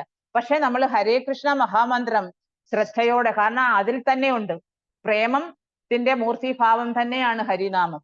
കാരണം ഹരിനാമം എന്ന് പറയുന്നത് ഭഗവാൻ തന്നെയാണ്. അത് നമുക്ക് നൽകിയതും ഭഗവാൻ തന്നെയാണ്, ശ്രീ ചൈതന്യ മഹാപ്രഭുവാണ്. അപ്പോ ആ നാമജപം എത്രമാത്രം നമ്മൾ ശ്രദ്ധയോടെ ചൊല്ലി അത് ജപിച്ച് കേൾക്കുന്നുവോ അത്രയും നമ്മുടെ മനസ്സിന് പരിശുദ്ധി ഉണ്ടാകുമ്പോഴാണ് നമുക്ക് പരിശുദ്ധി ഉള്ളിടത്ത് മാത്രമേ പരിശുദ്ധിയുടെ അർത്ഥം ഉണ്ടാകത്തുള്ളൂ. മനസ്സിലായോ? ഇപ്പൊ തന്നെ ഹംസം എന്ന് നമ്മൾ പറയും. ഹംസം പരിശുദ്ധിയുടെ പ്രതീകമാണ്. ആ ഹംസം എവിടെയായിരിക്കുന്നത്? അത് പരിശുദ്ധി ഉള്ളിടത്തേ ഇരിക്കുന്നു. അതുപോലെ പരിശുദ്ധിയില്ലാത്ത നമ്മുടെ ഹൃദയത്തില് നമ്മൾ ഹരിനാമം ജപിച്ച് ജപിച്ച് ജപിച്ച് നമ്മൾ ആ പരിശുദ്ധി ഉണ്ടാകുമ്പം പരിശുദ്ധമായ കാര്യങ്ങളെ, ഇപ്പൊ സത്വം വിശുദ്ധം, നമ്മൾ കഴിഞ്ഞ ആഴ്ചയിലൊക്കെ പറഞ്ഞതാണ്. സത്വം വിശുദ്ധം വസുദേവ ശബ്ദിതം, അത് വിശുദ്ധമാണ്. ഭഗവാന്റെ നാമം അല്ലെങ്കിൽ ഭഗവാന്റെ ലീലകൾ, അദ്ദേഹത്തിന്റെ മാധുര്യ രസം, ഇതെല്ലാം വിശുദ്ധമാണ്. വളരെ എന്താ പറയുക, സത്വഗുണത്തിലുള്ള ഏറ്റവും അതീന്ദ്രിയ നിലയിലുള്ള വലിയ സത്വമായിട്ടുള്ള, അതായത് വളരെ പരിശുദ്ധമായിട്ടുള്ള കാര്യങ്ങളാണ്. അപ്പൊ അതൊക്കെ മനസ്സിലാക്കണമെന്നുണ്ടെങ്കിൽ നമ്മൾ ഇതുപോലെ ശ്രവിച്ച്, അതായത് ഭഗവാന്റെ കാര്യങ്ങൾ ദൈനംദിനം ശ്രവിച്ച് നമ്മുടെ മനസ്സിനെയും നമ്മുടെ അവബോധത്തെയും ഒക്കെ ശുദ്ധീകരിക്കണം. അപ്പോൾ മാത്രമേ നമുക്ക് ഇതൊക്കെ മനസ്സിലാക്കാനും ഇതിനെ ഉൾക്കൊള്ളാനും ഒക്കെ സാധിക്കൂ. അപ്പൊ അതുകൊണ്ടാണ്, അപ്പൊ അവരുടെ വികാരം അല്ലെങ്കിൽ അത് രൂഢഭാവമാണ്, അത് ഇന്ദ്രിയാതീതമാണ്. അതുപോലെ തന്നെ അത് ലൈംഗികമായ ലൈംഗികത പോലെ തോന്നിക്കും പുറത്തു നിന്ന് കാണുന്നവർക്ക്. അതുകൊണ്ടാണ് ഈ ചിലര് പറയും, സപ്താഹമൊക്കെ നടക്കുന്ന സമയത്തൊക്കെ അവര് അതുകൊണ്ടാണ് ശ്രീല പ്രഭുപാദ വളരെ നിഷ്കർഷമായിട്ട് പറഞ്ഞിരിക്കുന്നത്, നിങ്ങൾ ശ്രീമദ് ഭാഗവതം വായിക്കുമ്പോൾ, ശ്രീമദ് ഭാഗവതം പഠിക്കുമ്പോൾ ആദ്യത്തെ സ്കന്ധം മുതൽ പഠിച്ചു വരണം. നമ്മൾ മുകളോട്ട് ഉയർന്നു വരണം. അല്ലാതെ നേരെ നമുക്ക് എടുത്തു ചാടി ഉന്നതമായ ക്ലാസ്സുകളിലേക്ക് പോയിരിക്കാൻ പറ്റില്ല. ഉന്നതമായ കാര്യങ്ങൾ അല്ലെങ്കിൽ അലൗകികമായ കാര്യങ്ങൾ നമുക്ക് ഗ്രഹിക്കാൻ പറ്റില്ല. അപ്പൊ നമ്മൾ നേരെ പോകാതെ നമ്മൾ പടിപടിയായിട്ട്, ഇപ്പൊ കൃഷ്ണാവബോധം അല്ലെങ്കിൽ സ്പിരിച്വൽ ലൈഫ് എന്ന് പറയുന്നത് പടിപടിയായിട്ടുള്ള ഉയർച്ചയാണ്. ഒരിക്കലും അതൊരു എടുത്തുചാട്ടമല്ല. ആർക്കും അങ്ങനെ പെട്ടെന്ന് ഒരു ദിവസം ഒരു ഭക്തനാകാനോ പറ്റില്ല. നമ്മൾ ഒരുപാട് നാളത്തെ അശ്രാന്ത പരിശ്രമം, വൈദിക ഭക്തി നമ്മൾ ഓരോ ദിവസവും ആചരിച്ച് നമ്മുടെ സാധന വളരെ കൃത്യമായ രീതിയിൽ നമ്മൾ പരിപാലിച്ചെങ്കിൽ മാത്രമേ നമുക്ക് കൃഷ്ണാവബോധത്തിൽ ഉന്നതമായ സ്ഥാനത്തിലേക്ക് എത്താൻ പറ്റും. ഒരു ദിവസം നമുക്ക് എത്താൻ പറ്റും. ഭഗവാന്റെയും ഭക്തന്മാരുടെയും അല്ലെങ്കിൽ നമ്മുടെ ഗുരുവിന്റെയും ഒക്കെ അനുഗ്രഹം ഉണ്ടെങ്കിൽ തീർച്ചയായിട്ടും നമുക്കൊരു ദിവസം അവിടെ എത്താം. പക്ഷെ അതിന് ചില എന്താ പറയാ, അതിനാണ് ഈ വൈദിക ഭക്തി അല്ലെങ്കിൽ സാധന ഭക്തി എന്നൊക്കെ പറയുന്നത്. നമ്മൾ ആ ഭക്തിയോടുകൂടി നമ്മൾ അത് ആചരിച്ച് ഗുരുവിന്റെ കാരുണ്യവും ഭഗവാന്റെ കാരുണ്യവും ഒരേപോലെ സിദ്ധിക്കുമ്പം പതുക്കെ നമുക്ക് എന്ന് വിചാരിച്ച് നമ്മൾ ആരും ഗോപികമാരുടെ തലത്തെ മനസ്സിലാക്കാനോ അല്ലെങ്കിൽ അവരുടെ തലങ്ങളിൽ എത്തിയെന്ന് ചിന്തിക്കാനോ. പണ്ടിങ്ങനെ മസ്കറ്റ് ഞങ്ങൾ ഇരിക്കുന്ന സമയത്ത് ഒരു പ്രഭു ഉണ്ടായിരുന്നു. ആ പ്രഭു എപ്പോഴും പറയായിരുന്നു, എനിക്ക് ആ ഗോപികമാരാകണം, എനിക്ക് ഗോലോക വൃന്ദാവനത്തിൽ പോയി ഒരു ഗോപികയാകണം, എനിക്ക് ഗോപിക അദ്ദേഹത്തിന് അതൊക്കെയായിരുന്നു ഇഷ്ടം. ഏത് തരത്തിലാ മനസ്സിലാക്കിയെന്ന് എനിക്കറിയില്ല. പക്ഷെ എപ്പോഴും അതേ ചിന്തയായിരുന്നു. പക്ഷെ ആളിപ്പം നാട്ടിൽ വന്നു കഴിഞ്ഞതിന് ശേഷം ആൾ ആ ഒരു കൃഷ്ണ കോൺഷ്യസ് ലെവലിൽ നിന്ന് മാറി. അപ്പൊ അതാണ് പലരും പല വിധത്തിലാണ്. ഇപ്പൊ കൃഷ്ണ കോൺഷ്യസ് ആയാലും ഏത് രീതിയിലാണ് ഇതിനെ പിന്നെ ആൾക്കാർ ഏത് രീതിയിൽ അതിനെ അവര് ഉൾക്കൊള്ളുന്നു അല്ലെങ്കിൽ അവര് മനസ്സിലാക്കുന്നു എന്ന് നമുക്ക് പറയാൻ പറ്റില്ല. കൃഷ്ണാവബോധം എന്ന് പറയുന്നത് അത് എന്താ പറയാ, അത് യഥാർത്ഥത്തിൽ അത് പറഞ്ഞ പോലെ ഗോപികമാരുടെ രൂഢഭാവം എന്ന് പറയുന്നത് പോലെ അത് വളരെ ശ്രീല പ്രഭുപാദ് എപ്പോഴും പറയാറുണ്ട്, വെരി ഈസി ടു പെർഫോം എന്ന് വെച്ചാൽ പ്രത്യക്ഷാവഗമം ധർമ്മ്യം സുസുഖം കർത്തുമവ്യം. പക്ഷെ എന്നാൽ പോലും അതിന് നമ്മൾ ആത്മാർത്ഥമായിട്ട് തന്നെ നമ്മൾ പരിശ്രമിക്കണം. അശ്രാന്ത പരിശ്രമത്തിലൂടെ മാത്രമേ നമുക്ക് ശരിയായ കൃഷ്ണാവബോധത്തിന്റെ തലത്തിലേക്ക് ഉയരാൻ പറ്റും. നമ്മൾ എത്രമാത്രം സിൻസിയർ ആയിട്ടാണ് നമ്മൾ പ്രവർത്തിക്കുന്നത് അതനുസരിച്ച് നമുക്ക് അതിനുള്ള ഫലം തീർച്ചയായിട്ടും ഭഗവാൻ തരും. അപ്പൊ ഇത് ലൗകികമായ കണ്ണുകൾ കൊണ്ട് ഇതിനെ ലൈംഗികതയുടെ രീതിയിൽ നമ്മൾ ഒരിക്കലും കാണാനോ വ്യാഖ്യാനിക്കുക. കാരണം ശ്രീമദ് ഭാഗവതത്തിന്റെ 10ാമത്തെ സ്കന്ധത്തിൽ വളരെ വിശദീകരിച്ച് ഭഗവാനും ഭഗവാന്റെ ഗോപികമാരും തമ്മിലുള്ള അവരുടെ സംഭാഷണം, ഭഗവാൻ അവരുടെ അടുത്ത് പിന്നെ എല്ലാവർക്കും അറിയാമല്ലോ, അതായത് രാസലീലയ്ക്ക് മുൻപായിട്ട് ഭഗവാൻ ഓടക്കുഴൽ നാദം പുറപ്പെടുവിക്കുമ്പോൾ എല്ലാ ഗോപികമാരും അവരെല്ലാം വിട്ടെറിഞ്ഞിട്ട് അവര് സകലതും ഉപേക്ഷിച്ചിട്ടാണ് അവര് ഇറങ്ങി വരുന്നത് രാത്രിയുടെ ആന്ത്യയാമങ്ങളിൽ. അപ്പൊ എല്ലാവരും വരും. വന്നു കഴിയുമ്പോ കൃഷ്ണൻ രാത്രിയിൽ അത് വനത്തിലാണ്. അപ്പൊ കൃഷ്ണൻ ചോദിക്കും, നിങ്ങൾ എല്ലാവരും കൂടി ഇത് എന്തിനാ ഇവിടെ വന്ന് നിൽക്കുന്നേ? അപ്പൊ പറയും, അത് ഭഗവാൻ വിളിച്ചിട്ടല്ലേ വന്നത്. അല്ല, ഇത് നിങ്ങളൊക്കെ സ്ത്രീകളാണ്, ഒരു പരപുരുഷന്റെ മുന്നിലൊക്കെ ഇങ്ങനെ രാത്രി കാലങ്ങൾ ഇതെല്ലാം ഉപേക്ഷിച്ച് നിങ്ങൾ എന്തിനു വന്ന്, നിങ്ങൾ എല്ലാവരും തിരിച്ചു പോകാൻ പറയും. അവരെല്ലാം ഉപേക്ഷിച്ചിട്ട് വന്നതാണ്. അവരുടെ സദാചാരത്തെ പോലും അവർ ഉപേക്ഷിച്ചവരാണ്. അതാണ് നമ്മൾ മനസ്സിലാക്കേണ്ടത്. അപ്പൊ അതുകൊണ്ടാണ് അതൊക്കെ വളരെ നിഗൂഢമായ കാര്യങ്ങളാണ്. നമ്മൾ അതിനെ അതേ പരിശുദ്ധിയോടുകൂടി വേണം അതിനെ മനസ്സിലാക്കാൻ. അപ്പം ഒരിക്കലും ഇപ്പൊ നമ്മൾ പുറമേ നിന്ന് ആൾക്കാർ നോക്കുമ്പോൾ അങ്ങനെയൊക്കെ രാസലീല ആടി അങ്ങനെയൊക്കെ വർണ്ണിക്കും ആൾക്കാർ, പൊടിപ്പും തൊമ്മലും ഒക്കെ വെച്ചാണ് അതിനെ വർണ്ണിക്കുന്നത്. ഒരിക്കലും അത് ശരിയല്ല. അത് എപ്പോഴും അതീന്ദ്രിയ തലത്തിലുള്ള, അപ്പൊ അത് അതീന്ദ്രിയ തലത്തിൽ നമ്മൾ വരണം. എന്നാലേ നമുക്ക് അതിന്റെ അതീന്ദ്രിയ തലത്തിൽ തന്നെ നിന്നുകൊണ്ട് നമുക്ക് അതിനെ മനസ്സിലാക്കാൻ പറ്റും. അപ്പൊ അതിനെ സാധാരണ ലൈംഗിക പ്രണയവുമായിട്ട് കൂട്ടിക്കുഴയ്ക്കാൻ പാടില്ല. കാരണമെന്ന് പറയുന്നത് അത് അത്രയ്ക്ക് പരിശുദ്ധവും അമലവുമാണ്. അമലം എന്ന് വെച്ചാൽ എന്താണ്? No contamination. അമല പുരാണം, ശ്രീമദ് ഭാഗവതം എന്ന് പറയുന്ന അമല പുരാണമാണ്. അതുപോലെ തന്നെ ഈ ഭഗവത് പ്രേമം അല്ലെങ്കിൽ ഗോപികമാർക്ക് ഭഗവാനോട് തോന്നിയ സ്നേഹം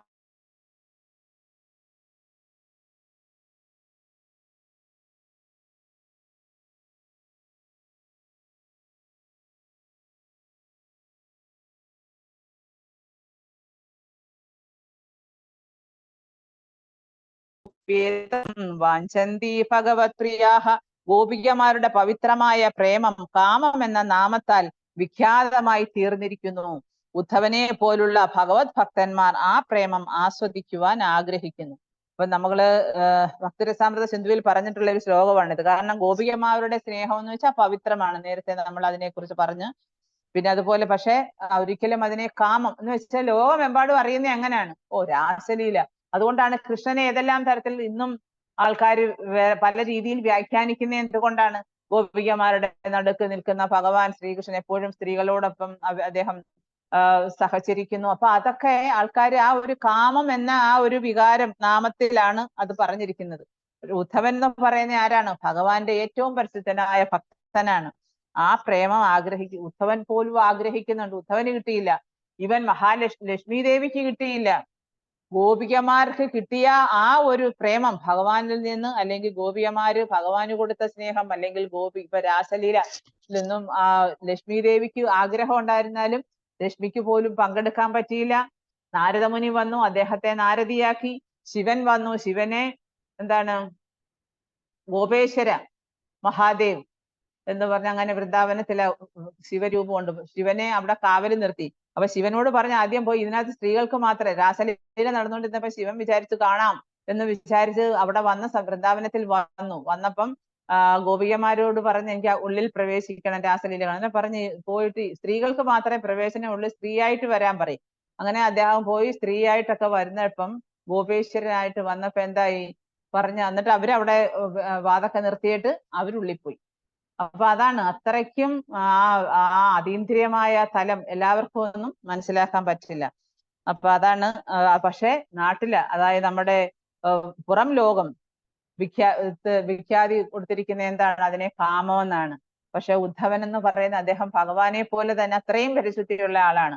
അദ്ദേഹം പോലും ആഗ്രഹിക്കുന്നതാണ് ആ പ്രേമം ആസ്വദിക്കാനായിട്ട്. ശ്ലോകം 164 കാമ പ്രേമ ദോൻഹാകാര ബിപിന്ന ലക്ഷണ ലൗഹ ആരഹേമായി ചേ സ്വരൂപേ വിലക്ഷണ. കാമത്തിനും പ്രേമത്തിനും വ്യത്യസ്ത സ്വഭാവ ഗുണങ്ങളുണ്ട്. ഇരുമ്പിനും സ്വർണത്തിനും വ്യത്യസ്ത സ്വഭാവങ്ങൾ ഉള്ളതുപോലെ. അപ്പം കാമം എന്ന് പറയുന്നത് ഇപ്പൊ നമ്മൾ എപ്പോഴും പറയാറുണ്ട് ശ്രീല പ്രഭുപാദ, അതായത് ഭൗതിക ലോകം എന്ന് പറയുന്നത് ആത്മീയ ലോകത്തിന്റെ ഒരു തലതിരിഞ്ഞ പ്രതിബിംബമാണ്. ഇപ്പം കാമമായാലും ഇപ്പൊ ഭൗതിക ലോകത്തെ പ്രേമത്തിനെ കാമം എന്നാണ് പറയുന്നത്. അതിന് പ്രേമം എന്ന് പറയാൻ പറ്റില്ല. കാരണം അതിന്റെ പരിശുദ്ധി, ആ പ്രേമത്തിനെന്ന് വെച്ചാൽ അതിനകത്ത് ഒരുപാട് അർത്ഥങ്ങൾ ഉള്ളതാണ് പ്രേമത്തിന്. ഇവിടുത്തെ ഈ ഭൗതിക ലോകത്തെ ഉള്ള പ്രേമം എന്നൊക്കെ പറയുന്നെങ്കിലും അതൊക്കെ കാമത്തിന്റെ പ്രതീകങ്ങളാണ്. അപ്പോ ഈ പ്രേമത്തിന്റെ ആ തലതിരിഞ്ഞ ഒരു പ്രതിബിംബം തന്നെയാണ് ഭൗതിക ലോകത്തെ കാമം എന്ന് പറയുന്നത്. അപ്പൊ അതിന് വ്യത്യസ്തമായ സ്വഭാവങ്ങളാണ്. അതിന് പലതരത്തിലുള്ള, അതായത് ഇരുമ്പും സ്വർണവും തമ്മിൽ എന്താ വ്യത്യാസം? ഇരുമ്പിനും സ്വർണത്തിനും തമ്മിൽ എന്തെല്ലാം ഒരുപാട് വ്യത്യാസമുണ്ട്. കാഞ്ചനം. അപ്പൊ എന്ന് പറയുന്നത് പോലെ ഇരുമ്പെന്ന് പറയുന്ന നമ്മൾ അങ്ങനെ അത്ര വിലയില്ലാത്ത സാധനമാണ്. പക്ഷെ സ്വർണത്തിന്റെ വില അതല്ല, അതിന്റെ ഉപയോഗം അതല്ല. അപ്പൊ അങ്ങനെ ഒരുപാട് വ്യത്യാസങ്ങളുണ്ട് സ്വർണത്തിന്. അപ്പൊ അതേപോലെയാണ്, അങ്ങനെ പോലും പറയുന്നതിൽ ഉപരിയാണ് അല്ലേ? നമുക്കറിയാം ഇപ്പൊ നമ്മൾ ഭഗവാനെ വർണ്ണിക്കുമ്പോഴാ ഭഗവാന്റെ കണ്ണുകൾ താമര ഇതള് പോലെ, അല്ലെങ്കിൽ ഭഗവാന്റെ കവിൾത്തടം താമര മൊട്ട് പോലെ, കൈകൾ താമര മൊട്ട് പോലെ എന്നൊക്കെ പറയും. പക്ഷെ അതിൽ ഈ താമരപ്പൂ നമ്മൾ കാണുന്ന താമരപ്പൂവിനെക്കാട്ടിലൊക്കെ ഒരുപാട് മൃദുലവും ഒരുപാട് സുഗന്ധവും ഒരുപാട് എന്താ പറയാ ഭംഗി ശോഭയും ഉള്ള ആളാണ് ഭഗവാൻ. ഭഗവാന്റെ ഓരോ അവയവങ്ങൾക്കും അത്രമാത്രം പരിപൂർണതയാണ് ഭഗവാന്റെ ഓരോ കണ്ണുകൾക്കായാലും പല്ലുകൾക്കായാലും ഓരോന്നിനും.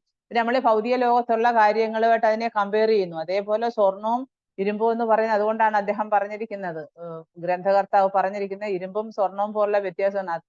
അതുപോലെയാണ് ആ പ്രേമം എന്ന് പറയുന്ന ആത്മീയ അതീന്ദ്രിയ തലത്തിലുള്ള പ്രേമവും ഭൗതിക ലോകത്തെ പ്രേമവും തമ്മിലുള്ള വ്യത്യാസം, കാമം. അപ്പൊ നമുക്ക് ഈ ലൈംഗികമായ കാമവും പരിശുദ്ധ പ്രേമവും തമ്മിൽ വിവേചിച്ചറിയാൻ ഒരാള് ശ്രമിക്കണം. അപ്പൊ നമ്മൾ അതിന് ശ്രമിക്കണം. യഥാർത്ഥത്തിൽ എന്താണ് സ്നേഹം, എന്താണ് പ്രേമം, എന്താണ് ആ ഭാവം?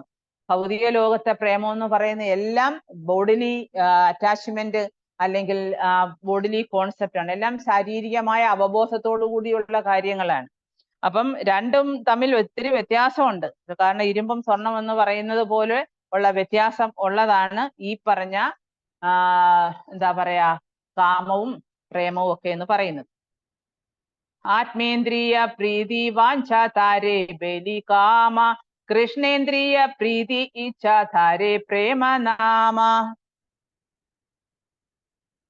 അതായത് ഒരുവന്റെ സ്വന്തം ഇന്ദ്രിയങ്ങളെ പ്രീതിപ്പെടുത്താനുള്ള ആഗ്രഹമാണ് കാമം. എന്നാൽ ശ്രീകൃഷ്ണന്റെ ഇന്ദ്രിയങ്ങളെ പ്രീതിപ്പെടുത്തുന്നതിനുള്ള ആഗ്രഹമാണ് പ്രേമം. അതാണ് നമ്മൾ മനസ്സിലാക്കേണ്ടത്. നമുക്ക് വളരെ ഈസി ആയിട്ട് മനസ്സിലാക്കാൻ പറ്റുന്ന ഒരു കാര്യമാണ്. ആത്മേന്ദ്രിയ പ്രീതി വാഞ്ച. ആത്മേന്ദ്രിയ പ്രീതി എന്ന് വെച്ചാൽ എന്താണ്? സ്വന്തം ഇന്ദ്രിയങ്ങളെ പ്രീതിപ്പെടുത്തുക. ഇപ്പം എല്ലാവരും ചെയ്യുന്നത് തന്നെയാണ്. ഭൗതിക ലോകത്ത് നമ്മൾ കാണുന്ന സ്നേഹം, പ്രേമം എന്ത് തന്നെയായാലും എല്ലാവരും ഭൗതികമായിട്ടുള്ള ചിന്താഗതികൾ, ഭൗതികമായിട്ടുള്ള അഭിലാഷങ്ങൾ, ഭൗതികമായിട്ടുള്ള ഇച്ഛ എല്ലാം അവരവരുടെ ഇന്ദ്രിയങ്ങളെ പ്രീതിപ്പെടുത്താൻ വേണ്ടി മാത്രമുള്ളതാണ്. അപ്പൊ അപ്പം അതാണ് കാമം. അത് ശരിക്കും അതിനെ കാമം എന്നാണ് അതിന്റെ അർത്ഥം. പക്ഷെ ഭഗവാൻ ശ്രീകൃഷ്ണന്റെ ഇന്ദ്രിയങ്ങളെ പ്രീതിപ്പെടുത്തുന്നതിനുള്ള ആഗ്രഹത്തെയാണ് പ്രേമം എന്ന് പറയുന്നത്. അപ്പൊ കാമം ഇപ്പൊ നമ്മൾ മനസ്സിലാക്കേണ്ടത് ഭൗതിക ലോകത്തിലുള്ളത് പ്രേമമല്ല, അത് കാമം തന്നെയാണ്. അപ്പം ഈ പ്രേമത്തെ വേദശാസ്ത്രങ്ങൾ പരിശുദ്ധ പ്രേമത്തെ കുറിച്ച് പറയുന്നുണ്ട്. അതായത് ഒരു പ്രേമബന്ധം ശിഥിലമാകുന്നതിന് മതിയായ കാരണം ഉണ്ടാവുകയും എങ്കിലും ശൈഥില്യം സംഭവിക്കാതിരിക്കുകയും ചെയ്യുന്ന പക്ഷം അത്തരം ഒരു ഉറ്റ പ്രേമത്തെ പരിശുദ്ധം എന്ന് വിളിക്കുന്നു. കാരണം എന്താന്ന് വെച്ച് കഴിഞ്ഞാല് ഗോപികമാര് ഭഗവാനോട് അതീന്ദ്രിയമായിട്ടുള്ള അഗാധമായിട്ടുള്ള പ്രേമത്താൽ ബന്ധിതരായിരുന്നു. അതാണ് പ്രേമബദ്ധം എന്ന് പറയുന്നത്. അതായത് പ്രേമത്തിന്റെ ആ കയറുകൊണ്ടാണ് ഭഗവാനെ ബന്ധിക്കുന്നത്. ഇപ്പം വാത്സല്യനിധിയായ അമ്മ യശോദ ഭഗവാനെ തന്റെ ഹൃദയത്തിലാണ് ബന്ധിക്കുന്നത്. കയറുമൊക്കെ എടുത്തുകൊണ്ട് പോയി, ദാമോദര ലീലയ്ക്കകത്ത് നമ്മൾ കേട്ടിട്ടുണ്ടല്ലോ, കയറുമൊക്കെ എടുത്തുകൊണ്ട് പോയി കുഞ്ഞിനെ ശിക്ഷിക്കാനായിട്ട് കയറുകൊണ്ട് ബന്ധിക്കുകയാണ്. അപ്പൊ ഭഗവാനെ ബന്ധിക്കാനൊന്നും ആർക്കും കഴിയില്ല. പിന്നെ പ്രേമപാശത്താൽ മാത്രമേ ഭഗവാനെ, അതുകൊണ്ട് തന്നെയാണ് ഭഗവാൻ അതിനെ അനുവദിച്ചത്. അല്ലെങ്കിൽ ആർക്കും ഒരിക്കലും ഭക്തനായാൽ പോലും ഭഗവാൻ, അതുകൊണ്ട് ഭക്തിയോടുകൂടി അത്രമാത്രം പരിശുദ്ധമായ പ്രേമഭക്തിയോടുകൂടി മാത്രമേ ഭഗവാനെ ബന്ധിക്കാൻ പറ്റൂ. അതാണ് പ്രേമ ഭക്തിബദ്ധം എന്ന് പറയുന്നത്.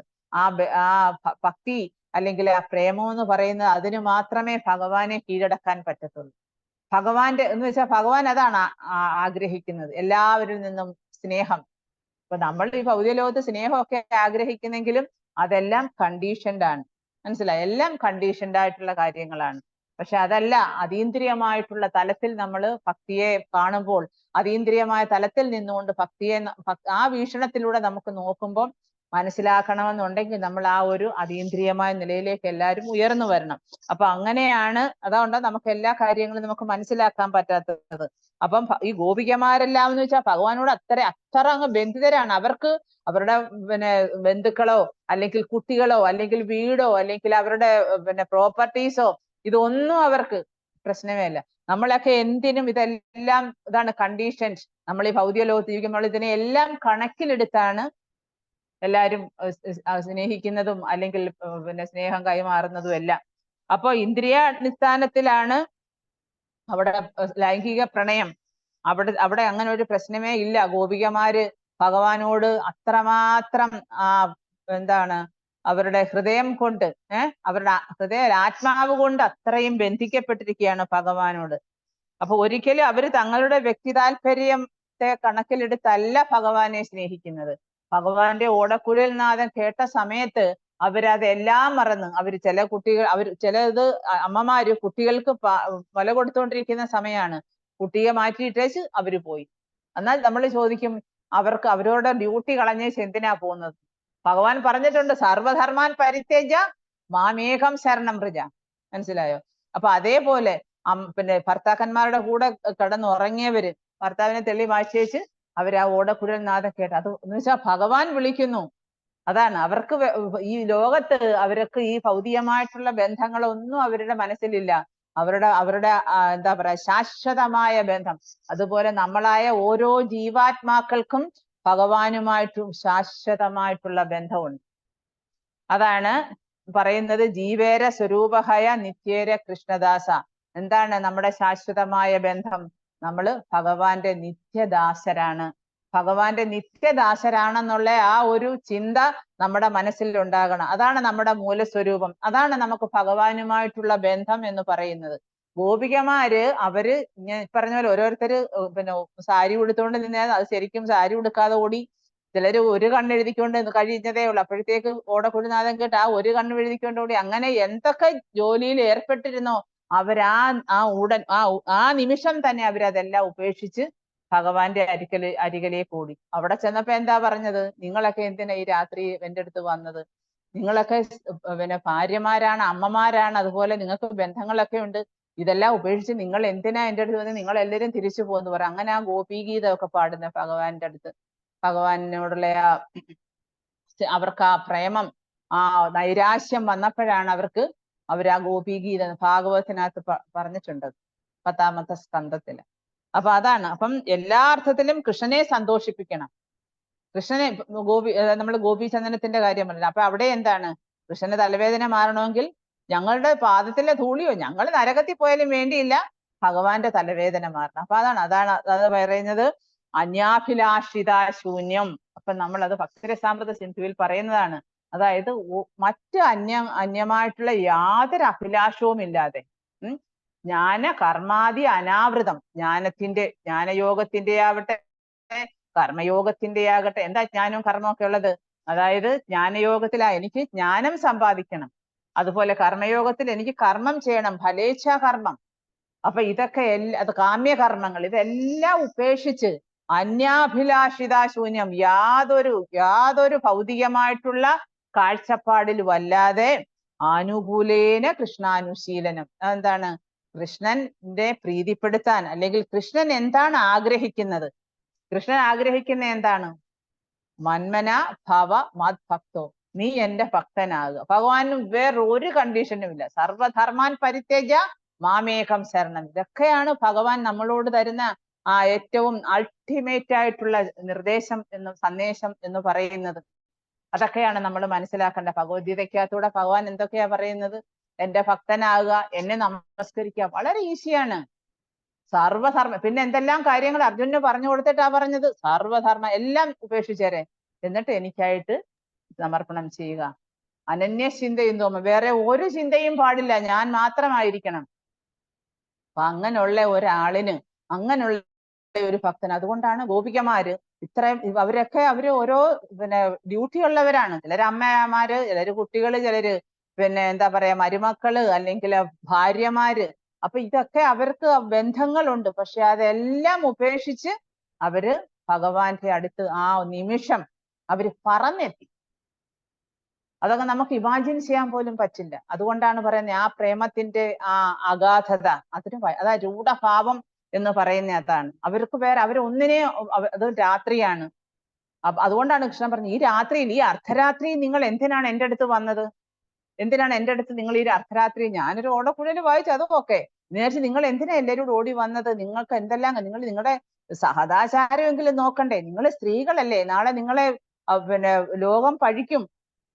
പക്ഷെ അതുപോലും അവര് ചിന്തിച്ചില്ല. അവർക്ക് അതൊന്നുമല്ല വിഷയം, അവർക്ക് ഭഗവാനാണ് വിഷയം. നമ്മുടെ ജീവിതത്തിൽ ഇതൊക്കെ നമ്മൾ പ്രാക്ടിക്കലി നമ്മളൊരു ഭക്ത അല്ലെങ്കിൽ എന്നുള്ള നിലയില, ഭഗവാന്റെ ഒരു ഡിവോട്ടി എന്നുള്ള നിലയില നമ്മളെ കൊണ്ടൊക്കുന്ന കാര്യങ്ങൾ നമ്മൾ അത് ചെറിയ രീതിയിൽ നമ്മൾ ചെയ്താൽ, നേരത്തെ പറഞ്ഞ പോലെ പടിപടിയായിട്ട് നമുക്ക് വിചാരിച്ച് നമ്മൾ ഒരിക്കലും ഗോപികമാരുടെ ഭാവത്തിലേക്ക് നമ്മൾ വരില്ല. നമ്മളൊരു ഭക്തയാവാം, ഭഗവാന്റെ ഭക്തനാകാം. അതാണ് അതാ മന്മനാ ഭവ മത് ഭക്തോ എന്ന് ഭഗവാൻ പറയുന്നതാണ്. അതാണ് വ്യവസായാത്മിക ബുദ്ധി. വ്യവസായാത്മിക ബുദ്ധി രേഖേക കുരുനന്ദന ബഹുശാഖാനന്ദ ബുദ്ധയോ അവ്യവസായിന. എന്താ ബുദ്ധി എന്ന് പറയുന്നത്? എന്താണ്? ഞാൻ മാത്രമേ ആകാവുള്ളൂ, വേറെ ഒന്നും പാടില്ല അതിൻ്റെ ഇടയിൽ. ഭഗവാൻ അന്നേരം നമ്മൾ വിചാരിക്കുക, എന്താ ഭഗവാൻ ഇത്രയും മറ്റുള്ള ദൈവങ്ങളെയൊക്കെ എന്താ വിളിച്ചാല് കൃഷ്ണനെ എന്താ? പക്ഷെ നമുക്ക് അൾട്ടിമേറ്റ് പ്രൊട്ടക്ഷൻ നൽകുന്ന ആരാണ്? ഭഗവാനാണ്. എല്ലാത്തിൻ്റെയും പരമാധികാരി ഭഗവാനാണ്. ഈശ്വര പരമകൃഷ്ണ സച്ചിദാനന്ദ വിഗ്രഹ ആദിർ ഗോവിന്ദ കാരണം, എല്ലാത്തിന്റെയും കാരണം ഞാൻ. പിന്നെ നമ്മൾ എന്തിനാ മറ്റതിന് പോകുന്നത്? ബഹുശാഖാഹി അനന്തച്ച ബുദ്ധയോ അവ്യവസായനം. നമ്മൾ ബഹുശാഖകളോട് കൂടിയ വൃക്ഷം എന്താണ്? അവ്യവസായിനം, ബുദ്ധി, അതായത് ബുദ്ധി ഇല്ലാത്തതുപോലെ എന്ന് വെച്ച് കഴിഞ്ഞാൽ അതിന് തടി കുറവായിരിക്കും. പല ശാഖകളോടും കൂടിയ വൃക്ഷം പോലെ ആയി പോകരുത് നമ്മുടെ ഭക്തി. അപ്പൊ നമ്മൾ എപ്പോഴും ഒന്നിൽ മാത്രം ശ്രദ്ധിക്കുക, ഭഗവാനിൽ മാത്രം ശ്രദ്ധിക്കുക, അതിൽ മാത്രം കേന്ദ്രീകരിക്കുക. ഭഗവത് നാമത്തിലും ഭഗവത് സേവനത്തിലും നമ്മുടെ മനസ്സിനെ വ്യാപരിപ്പിക്കുക. എപ്പോഴും കൃഷ്ണനെ കുറിച്ച് ചിന്തിക്കുക. എല്ലാം കൃഷ്ണനുമായിട്ട് ബന്ധപ്പെടുത്താം. നമ്മൾ ഈ വെളിയിലോട്ട് ഇറങ്ങിയാൽ തന്നെ നമ്മൾ കാണുന്നതും കേൾക്കുന്നതും സംസാരിക്കുന്നതും എല്ലാം നമുക്ക് കൃഷ്ണനോടുമായിട്ട് ബന്ധപ്പെടുത്തി സംസാരിക്കാം, പ്രവർത്തിക്കാം. അപ്പൊ അതാണ് പറയുന്നത്. അപ്പം ആക്ച്വലി ഭൗതിക ലോകത്ത് നമ്മള് ലൈംഗിക പ്രണയം എന്നൊക്കെ പറയുന്നത് ഭൗതിക ലോകത്ത് എല്ലാവർക്കും ഇന്ദ്രിയാസ്വാദനം മാത്രമാണ്. പിന്നെ അതുപോലെ തന്നെ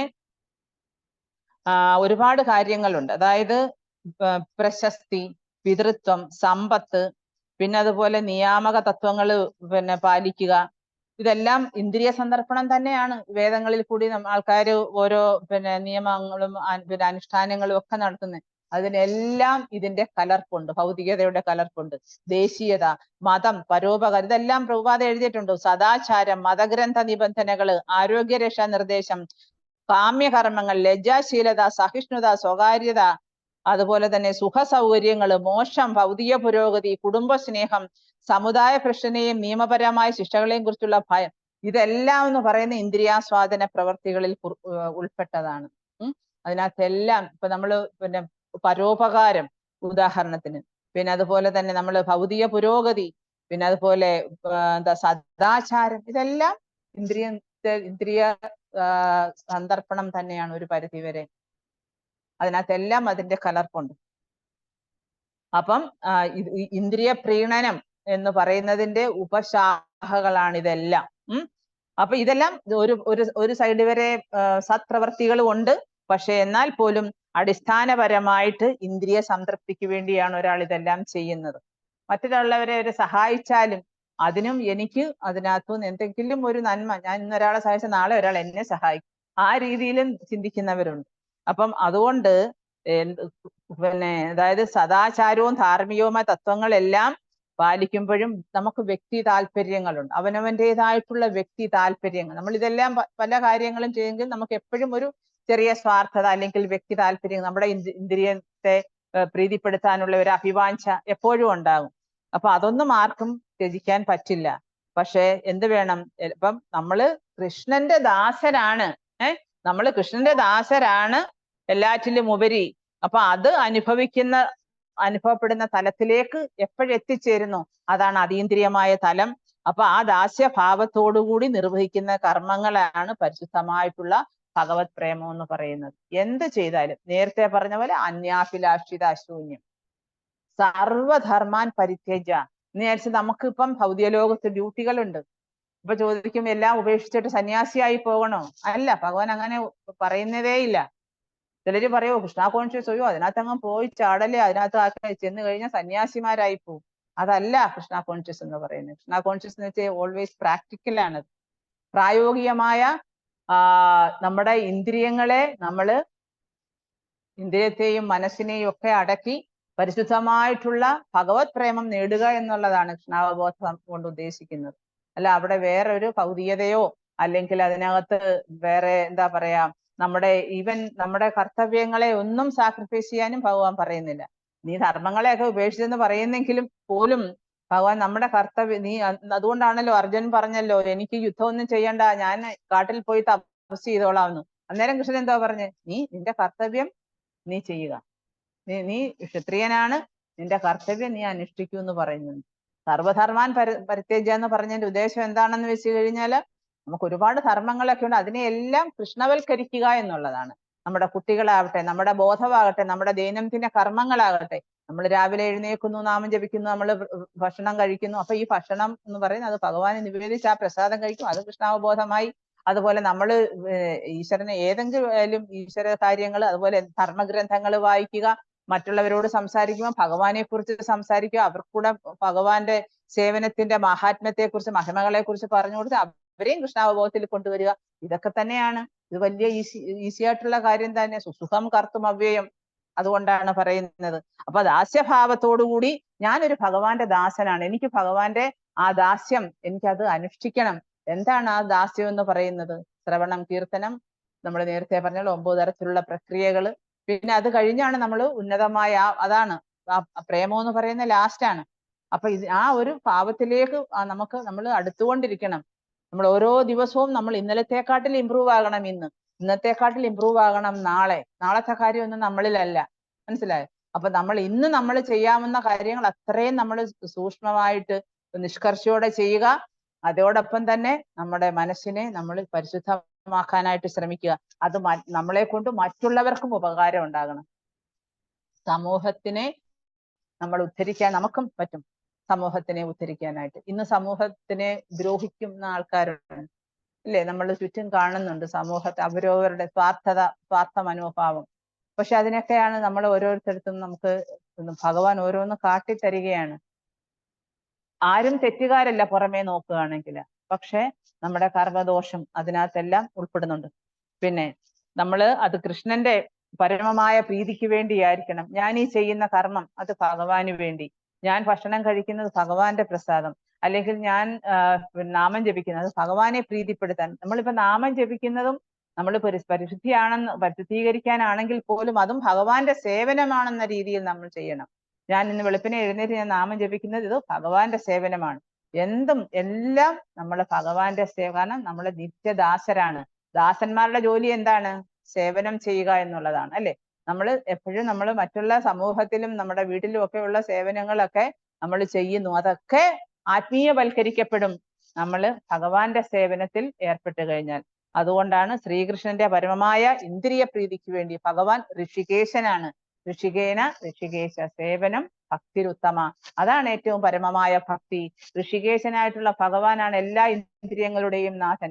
നമ്മുടെ ഇന്ദ്രിയങ്ങളെ കൊണ്ട് ഇന്ദ്രിയനാഥനായിട്ടുള്ള ഭഗവാന് സേവനം ചെയ്ത് ആദ്യം ഭഗവാന് ആ സുപ്രീം എൻജോയർ ആ ഭഗവാന് നമ്മൾ സമർപ്പിച്ചു കഴിയുമ്പം ആ ഓട്ടോമാറ്റിക്കലി നമ്മുടെ മനസ്സിൽ സന്തോഷം ഉണ്ടാകും. അല്ല നമ്മൾ എന്തൊക്കെ നമുക്ക് വേണ്ടി നമ്മുടെ കുടുംബത്തിന് വേണ്ടി ചെയ്താലും നമുക്ക് ഒരിക്കലും സന്തോഷം ശാശ്വതമായിട്ട് കിട്ടത്തില്ല. അന്നേരമൊക്കെ എന്തെങ്കിലും ഇന്ന് ഉച്ചയ്ക്ക് ഊണ് നന്നായി, പിള്ളേരുടെ സന്തോഷം, അല്ലെങ്കിൽ ഹസ്ബൻഡിന്റെ സന്തോഷം, അല്ലെങ്കിൽ അവരവരുടെ സന്തോഷം, അല്ലെങ്കിൽ അയൽക്കാരുടെ സന്തോഷം, ബന്ധുക്കളുടെ സന്തോഷം, ഇതൊക്കെ ശാശ്വതമല്ല.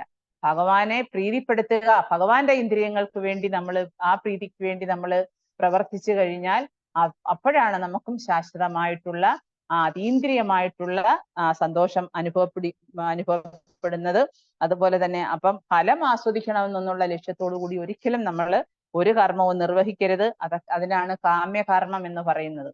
അത്തരത്തിലുള്ള കർമ്മങ്ങൾ എന്ന് പറയുന്നത് പല രീതിയിൽ, ഇപ്പൊ അതൊരു പക്ഷേ സ്ഥൂലമാകാം, ഒരു പക്ഷേ സൂക്ഷ്മമാകാം. നമ്മുടെ മനസ്സിൽ സൂക്ഷ്മമായിട്ടുള്ള ചില ആഗ്രഹങ്ങളൊക്കെ ഉണ്ടാകും. നമുക്ക് സ്വന്തമായിട്ട് കൃഷ്ണനെ മാറ്റി നിർത്തിക്കൊണ്ട് നമ്മൾ ചില കാര്യങ്ങളൊക്കെ നമ്മൾ ആസ്വദിക്കും. അങ്ങനെ അത് പാടില്ല. കാരണം എന്ന് വെച്ച് കഴിഞ്ഞാൽ കൃഷ്ണനാണ് എല്ലാത്തിനും ദൃക്സാക്ഷിയാണ്. ഭഗവാനെ ഒരിക്കലും നമുക്കൊന്നും ഒളിപ്പിക്കാൻ പറ്റില്ല. നമ്മുടെ ആസ്വാദനമെല്ലാം ഭഗവാന് വേണ്ടിയായിരിക്കണം. അതാണ് ഏറ്റവും ശാശ്വതമായിട്ട് നമുക്ക് ഏറ്റവും സന്തോഷം നൽകുന്നതും എല്ലാം അത് തന്നെയാണ്. അപ്പൊ ചൈതന്യ മഹാപ്രഭുവിന്റെ രഹസ്യ കാരണങ്ങളാണ് ഇതെല്ലാം നമ്മൾ ഇതിനകത്തൂടെ നമ്മൾ പഠിച്ചു വരുന്നത്. ഓരോ ശ്ലോകത്തിൽ കൂടെ ഗ്രന്ഥകർത്താവ് ഒരുപാട് കാര്യങ്ങൾ നമുക്ക് പറഞ്ഞു മനസ്സിലാക്കുന്നതും ശ്രീല പ്രഭുപാദ അത് പ്രാക്ടിക്കലി നമുക്ക് എങ്ങനെ അത് ആ ഒരു പ്രേമം അല്ലെങ്കിൽ ആ ഒരു ഭാവത്തിലേക്ക് എത്താം എന്നും കൂടി നമ്മളെ കാട്ടിത്തരികയും കൂടിയാണ് അദ്ദേഹത്തിന്റെ ഭാവാർത്ഥത്തിലൂടെ. Hare Krishna. Thank you very much. എന്തെങ്കിലും സംശയങ്ങൾ ഉണ്ടെങ്കിൽ പറയാം. അതുപോലെ എന്തെങ്കിലും നിങ്ങൾക്കും ഇതിനകത്ത് എന്തെങ്കിലും അഡീഷൻസ് ആഡ് ചെയ്യാം, കമന്റ്സ് പറയാം. ഹരേ കൃഷ്ണ. ഹരേ കൃഷ്ണ മാതാജി. ഹരേ കൃഷ്ണ.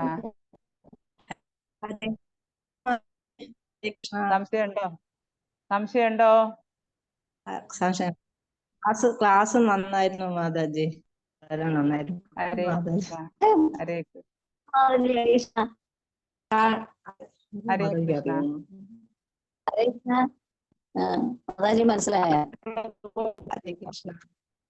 കണ്ടിട്ടുള്ളത് പോലെ ഇരിക്കുന്നു മാതാജി. അതന്നെ ഡോക്ടർ രഞ്ജിത്ത് ഡോക്ടറുടെ അതാ. പക്ഷെ അത് മനസ്സിലായി. അതാ എനിക്ക് മുഖം കണ്ടിട്ട് നല്ല പരിചയം, പക്ഷെ എനിക്ക് മാതാജി എന്നുള്ളൊരു പ്രതീക്ഷയില്ലായിരുന്നു. അതുകൊണ്ടാ കൂടുതലും മനസ്സിലാകാഞ്ഞത്. മാതാജി ഉണ്ടോ ഈ ഗ്രൂപ്പില്? ഹരേ കൃഷ്ണ. മനസ്സിലായി, ഇപ്പൊ മനസ്സിലായി. ശരി മാതാജി, എന്താ പാനിഹട്ടിക്ക് വന്നില്ലല്ലോ, കണ്ടില്ലല്ലോ. അതെ, പ്രഭുവിന് സുഖമില്ലായിരുന്നു. ഞങ്ങളിലെ യാത്ര പോയിരുന്നു, മായാപൂര് ജഗന്നാഥപുരിയിലൊക്കെ പോയിട്ട് വന്നപ്പോ പ്രഭുവിന് സുഖമില്ലാതായി പോയി. അപ്പൊ ഒരു മാസത്തെ അതുകൊണ്ടാണ് വരാനായിട്ടൊക്കെ ഇരുന്നതായിരുന്നു. ഞങ്ങൾ പ്രതീക്ഷിച്ചു മാതാജിനെ. ഭയങ്കര ഗ്രാൻഡ് ആയിരുന്നു മാതാജി. അത് ആ പ്രഭു വിളിച്ചപ്പോ പറഞ്ഞിരുന്നു എല്ലാം നല്ല രീതിയിൽ നടത്താനാണ് എന്നൊക്കെ പറഞ്ഞിട്ടുണ്ടായിരുന്നു. പക്ഷെ അൺഫോർച്ചുനേറ്റ്ലി ഞങ്ങൾക്ക് വരാൻ പറ്റിയില്ല. ക്ലാസ് വളരെ നന്നായിരുന്നു. ഹരേ കൃഷ്ണ. എന്നും ഈ സമയത്ത് ഉണ്ടാവോ? എല്ലാ ദിവസവും ബുധനാഴ്ച എല്ലാ ദിവസവും ഈ ക്ലാസ് ഉണ്ട്. ബുധനാഴ്ച എല്ലാ ദിവസവും ഉണ്ട് ക്ലാസ്. ബുധനാഴ്ചയാണ് ഞാൻ എടുക്കുന്നത്. അത് ശരി. ഞാനിപ്പോ കുറച്ച് ദിവസമായിട്ടാണ് ജോയിൻ ചെയ്തിട്ടുള്ളത്. Okay. Hare Krishna. Thank you so much. എല്ലാ ദിവസവും കയറും മാതാജി. ഹരേ കൃഷ്ണ. ക്ലാസ് നന്നായിരുന്നു മാതാജി. Thank you so much. Hare Krishna. Hare Krishna. ഹരിബോൾ പ്രണാമം. Thank you. എല്ലാം ചൈതന്യ മഹാപ്രഭുവിന്റെ ഭഗവാന്റെ നമ്മൾ ഹരിനാമമൊക്കെ ജപിക്കുന്നത് കൊണ്ടാണ് നമുക്ക് ചൈതന്യ ചരിതാമൃതം ആസ്വദിക്കാൻ പറ്റുന്നത്. ഹരേ കൃഷ്ണ. അത് തന്നെ ഒരു മഹാഭാഗ്യമാണ്.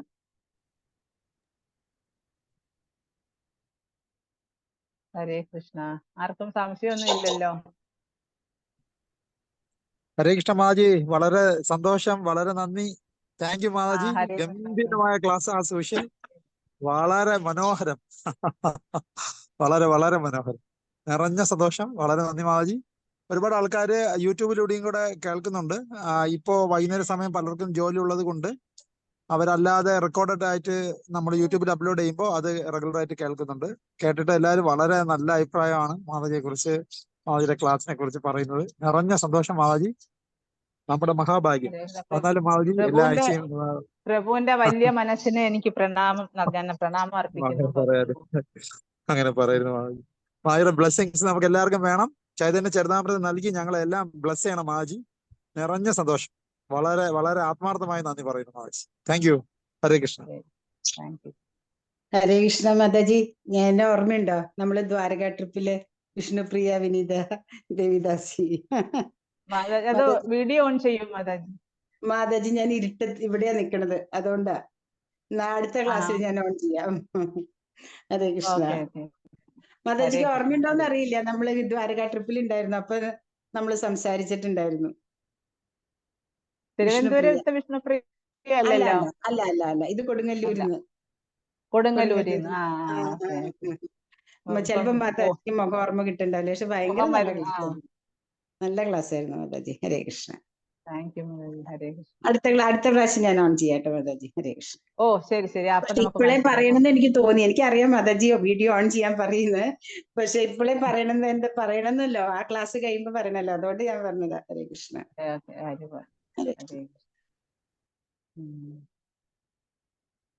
പ്രഭു കഥാമൃത പ്രഭു അല്ല, ഹരേ കൃഷ്ണ പ്രഭു. ഹരിപോ. പ്രണാം പ്രഭു. നാളെ നമുക്കൊരു അഖണ്ഡനാമ ജപമുണ്ട് നമ്മുടെ ഇവിടുന്ന് കുറച്ച് ഹരിപ്പാട് എന്ന സ്ഥലത്ത്.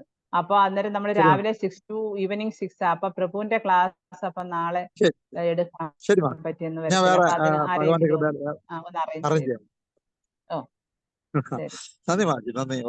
അപ്പൊ ഞങ്ങൾക്ക് വേണ്ടി പ്രാർത്ഥിക്കണം. നല്ല രീതിയിൽ നാളത്തെ അഖണ്ഡനാമ ജപമൊക്കെ നന്നായിട്ടൊക്കെ ചെയ്യാനും. തീർച്ചയായും മാതാജി പ്രാർത്ഥിക്കാം. മാതാജിയുടെ ബ്ലെസ്സിങ്സ് നമുക്ക് എല്ലാവരും വേണം. തീർച്ചയായിട്ടും നമ്മൾ പ്രാർത്ഥിക്കാം മാതാജി. നമ്മൾ എല്ലാവരും മാതാജിക്ക് വേണ്ടി പ്രാർത്ഥിക്കാം. മാതാജിയുടെ ബ്ലെസ്സിങ്സ് നമുക്ക് വേണം. തീർച്ചയായിട്ടും പ്രാർത്ഥിക്കാം പ്രഭു. എല്ലാവർക്കും ബ്ലെസ്സിങ്ങും പ്രാർത്ഥനകളും ഒക്കെ എപ്പോഴും ഉണ്ടാകും. കാരണം ഭക്തര് നമ്മള് ഭക്തിയുടെ മാർഗത്തിലേക്ക് ഇങ്ങനെ കയറി വരുന്നതേ ഉള്ളൂ. ഇനി നമുക്ക് ഒരുപാട് പടവുകൾ കയറാനുണ്ട്. അപ്പൊ അതിനൊക്കെയാണ് എല്ലാവർക്കും പ്രാർത്ഥനകൾ വേണം അങ്ങോട്ട്. Hare Krishna. Thank you very much. വളരെ നന്ദി. വാഞ്ചകൽപതരൗഭ്യശ്ച കൃപാസിന്ധോഭ്യൈവ ച പതിതാനാം പാവനേഭ്യോ വൈഷ്ണവേഭ്യോ നമോ നമഃ. अनंतकोटि वैष्णव वृंद की जय. नित्याय गौर प्रेमानंदे. श्रील गुरुदेव की जय. प्रभुपाद की जय. श्री चैतन्य चरितामृतम ग्रंथराज की जय. नित्याय गौर प्रेमानंदे. हरि हरि बोल. हरे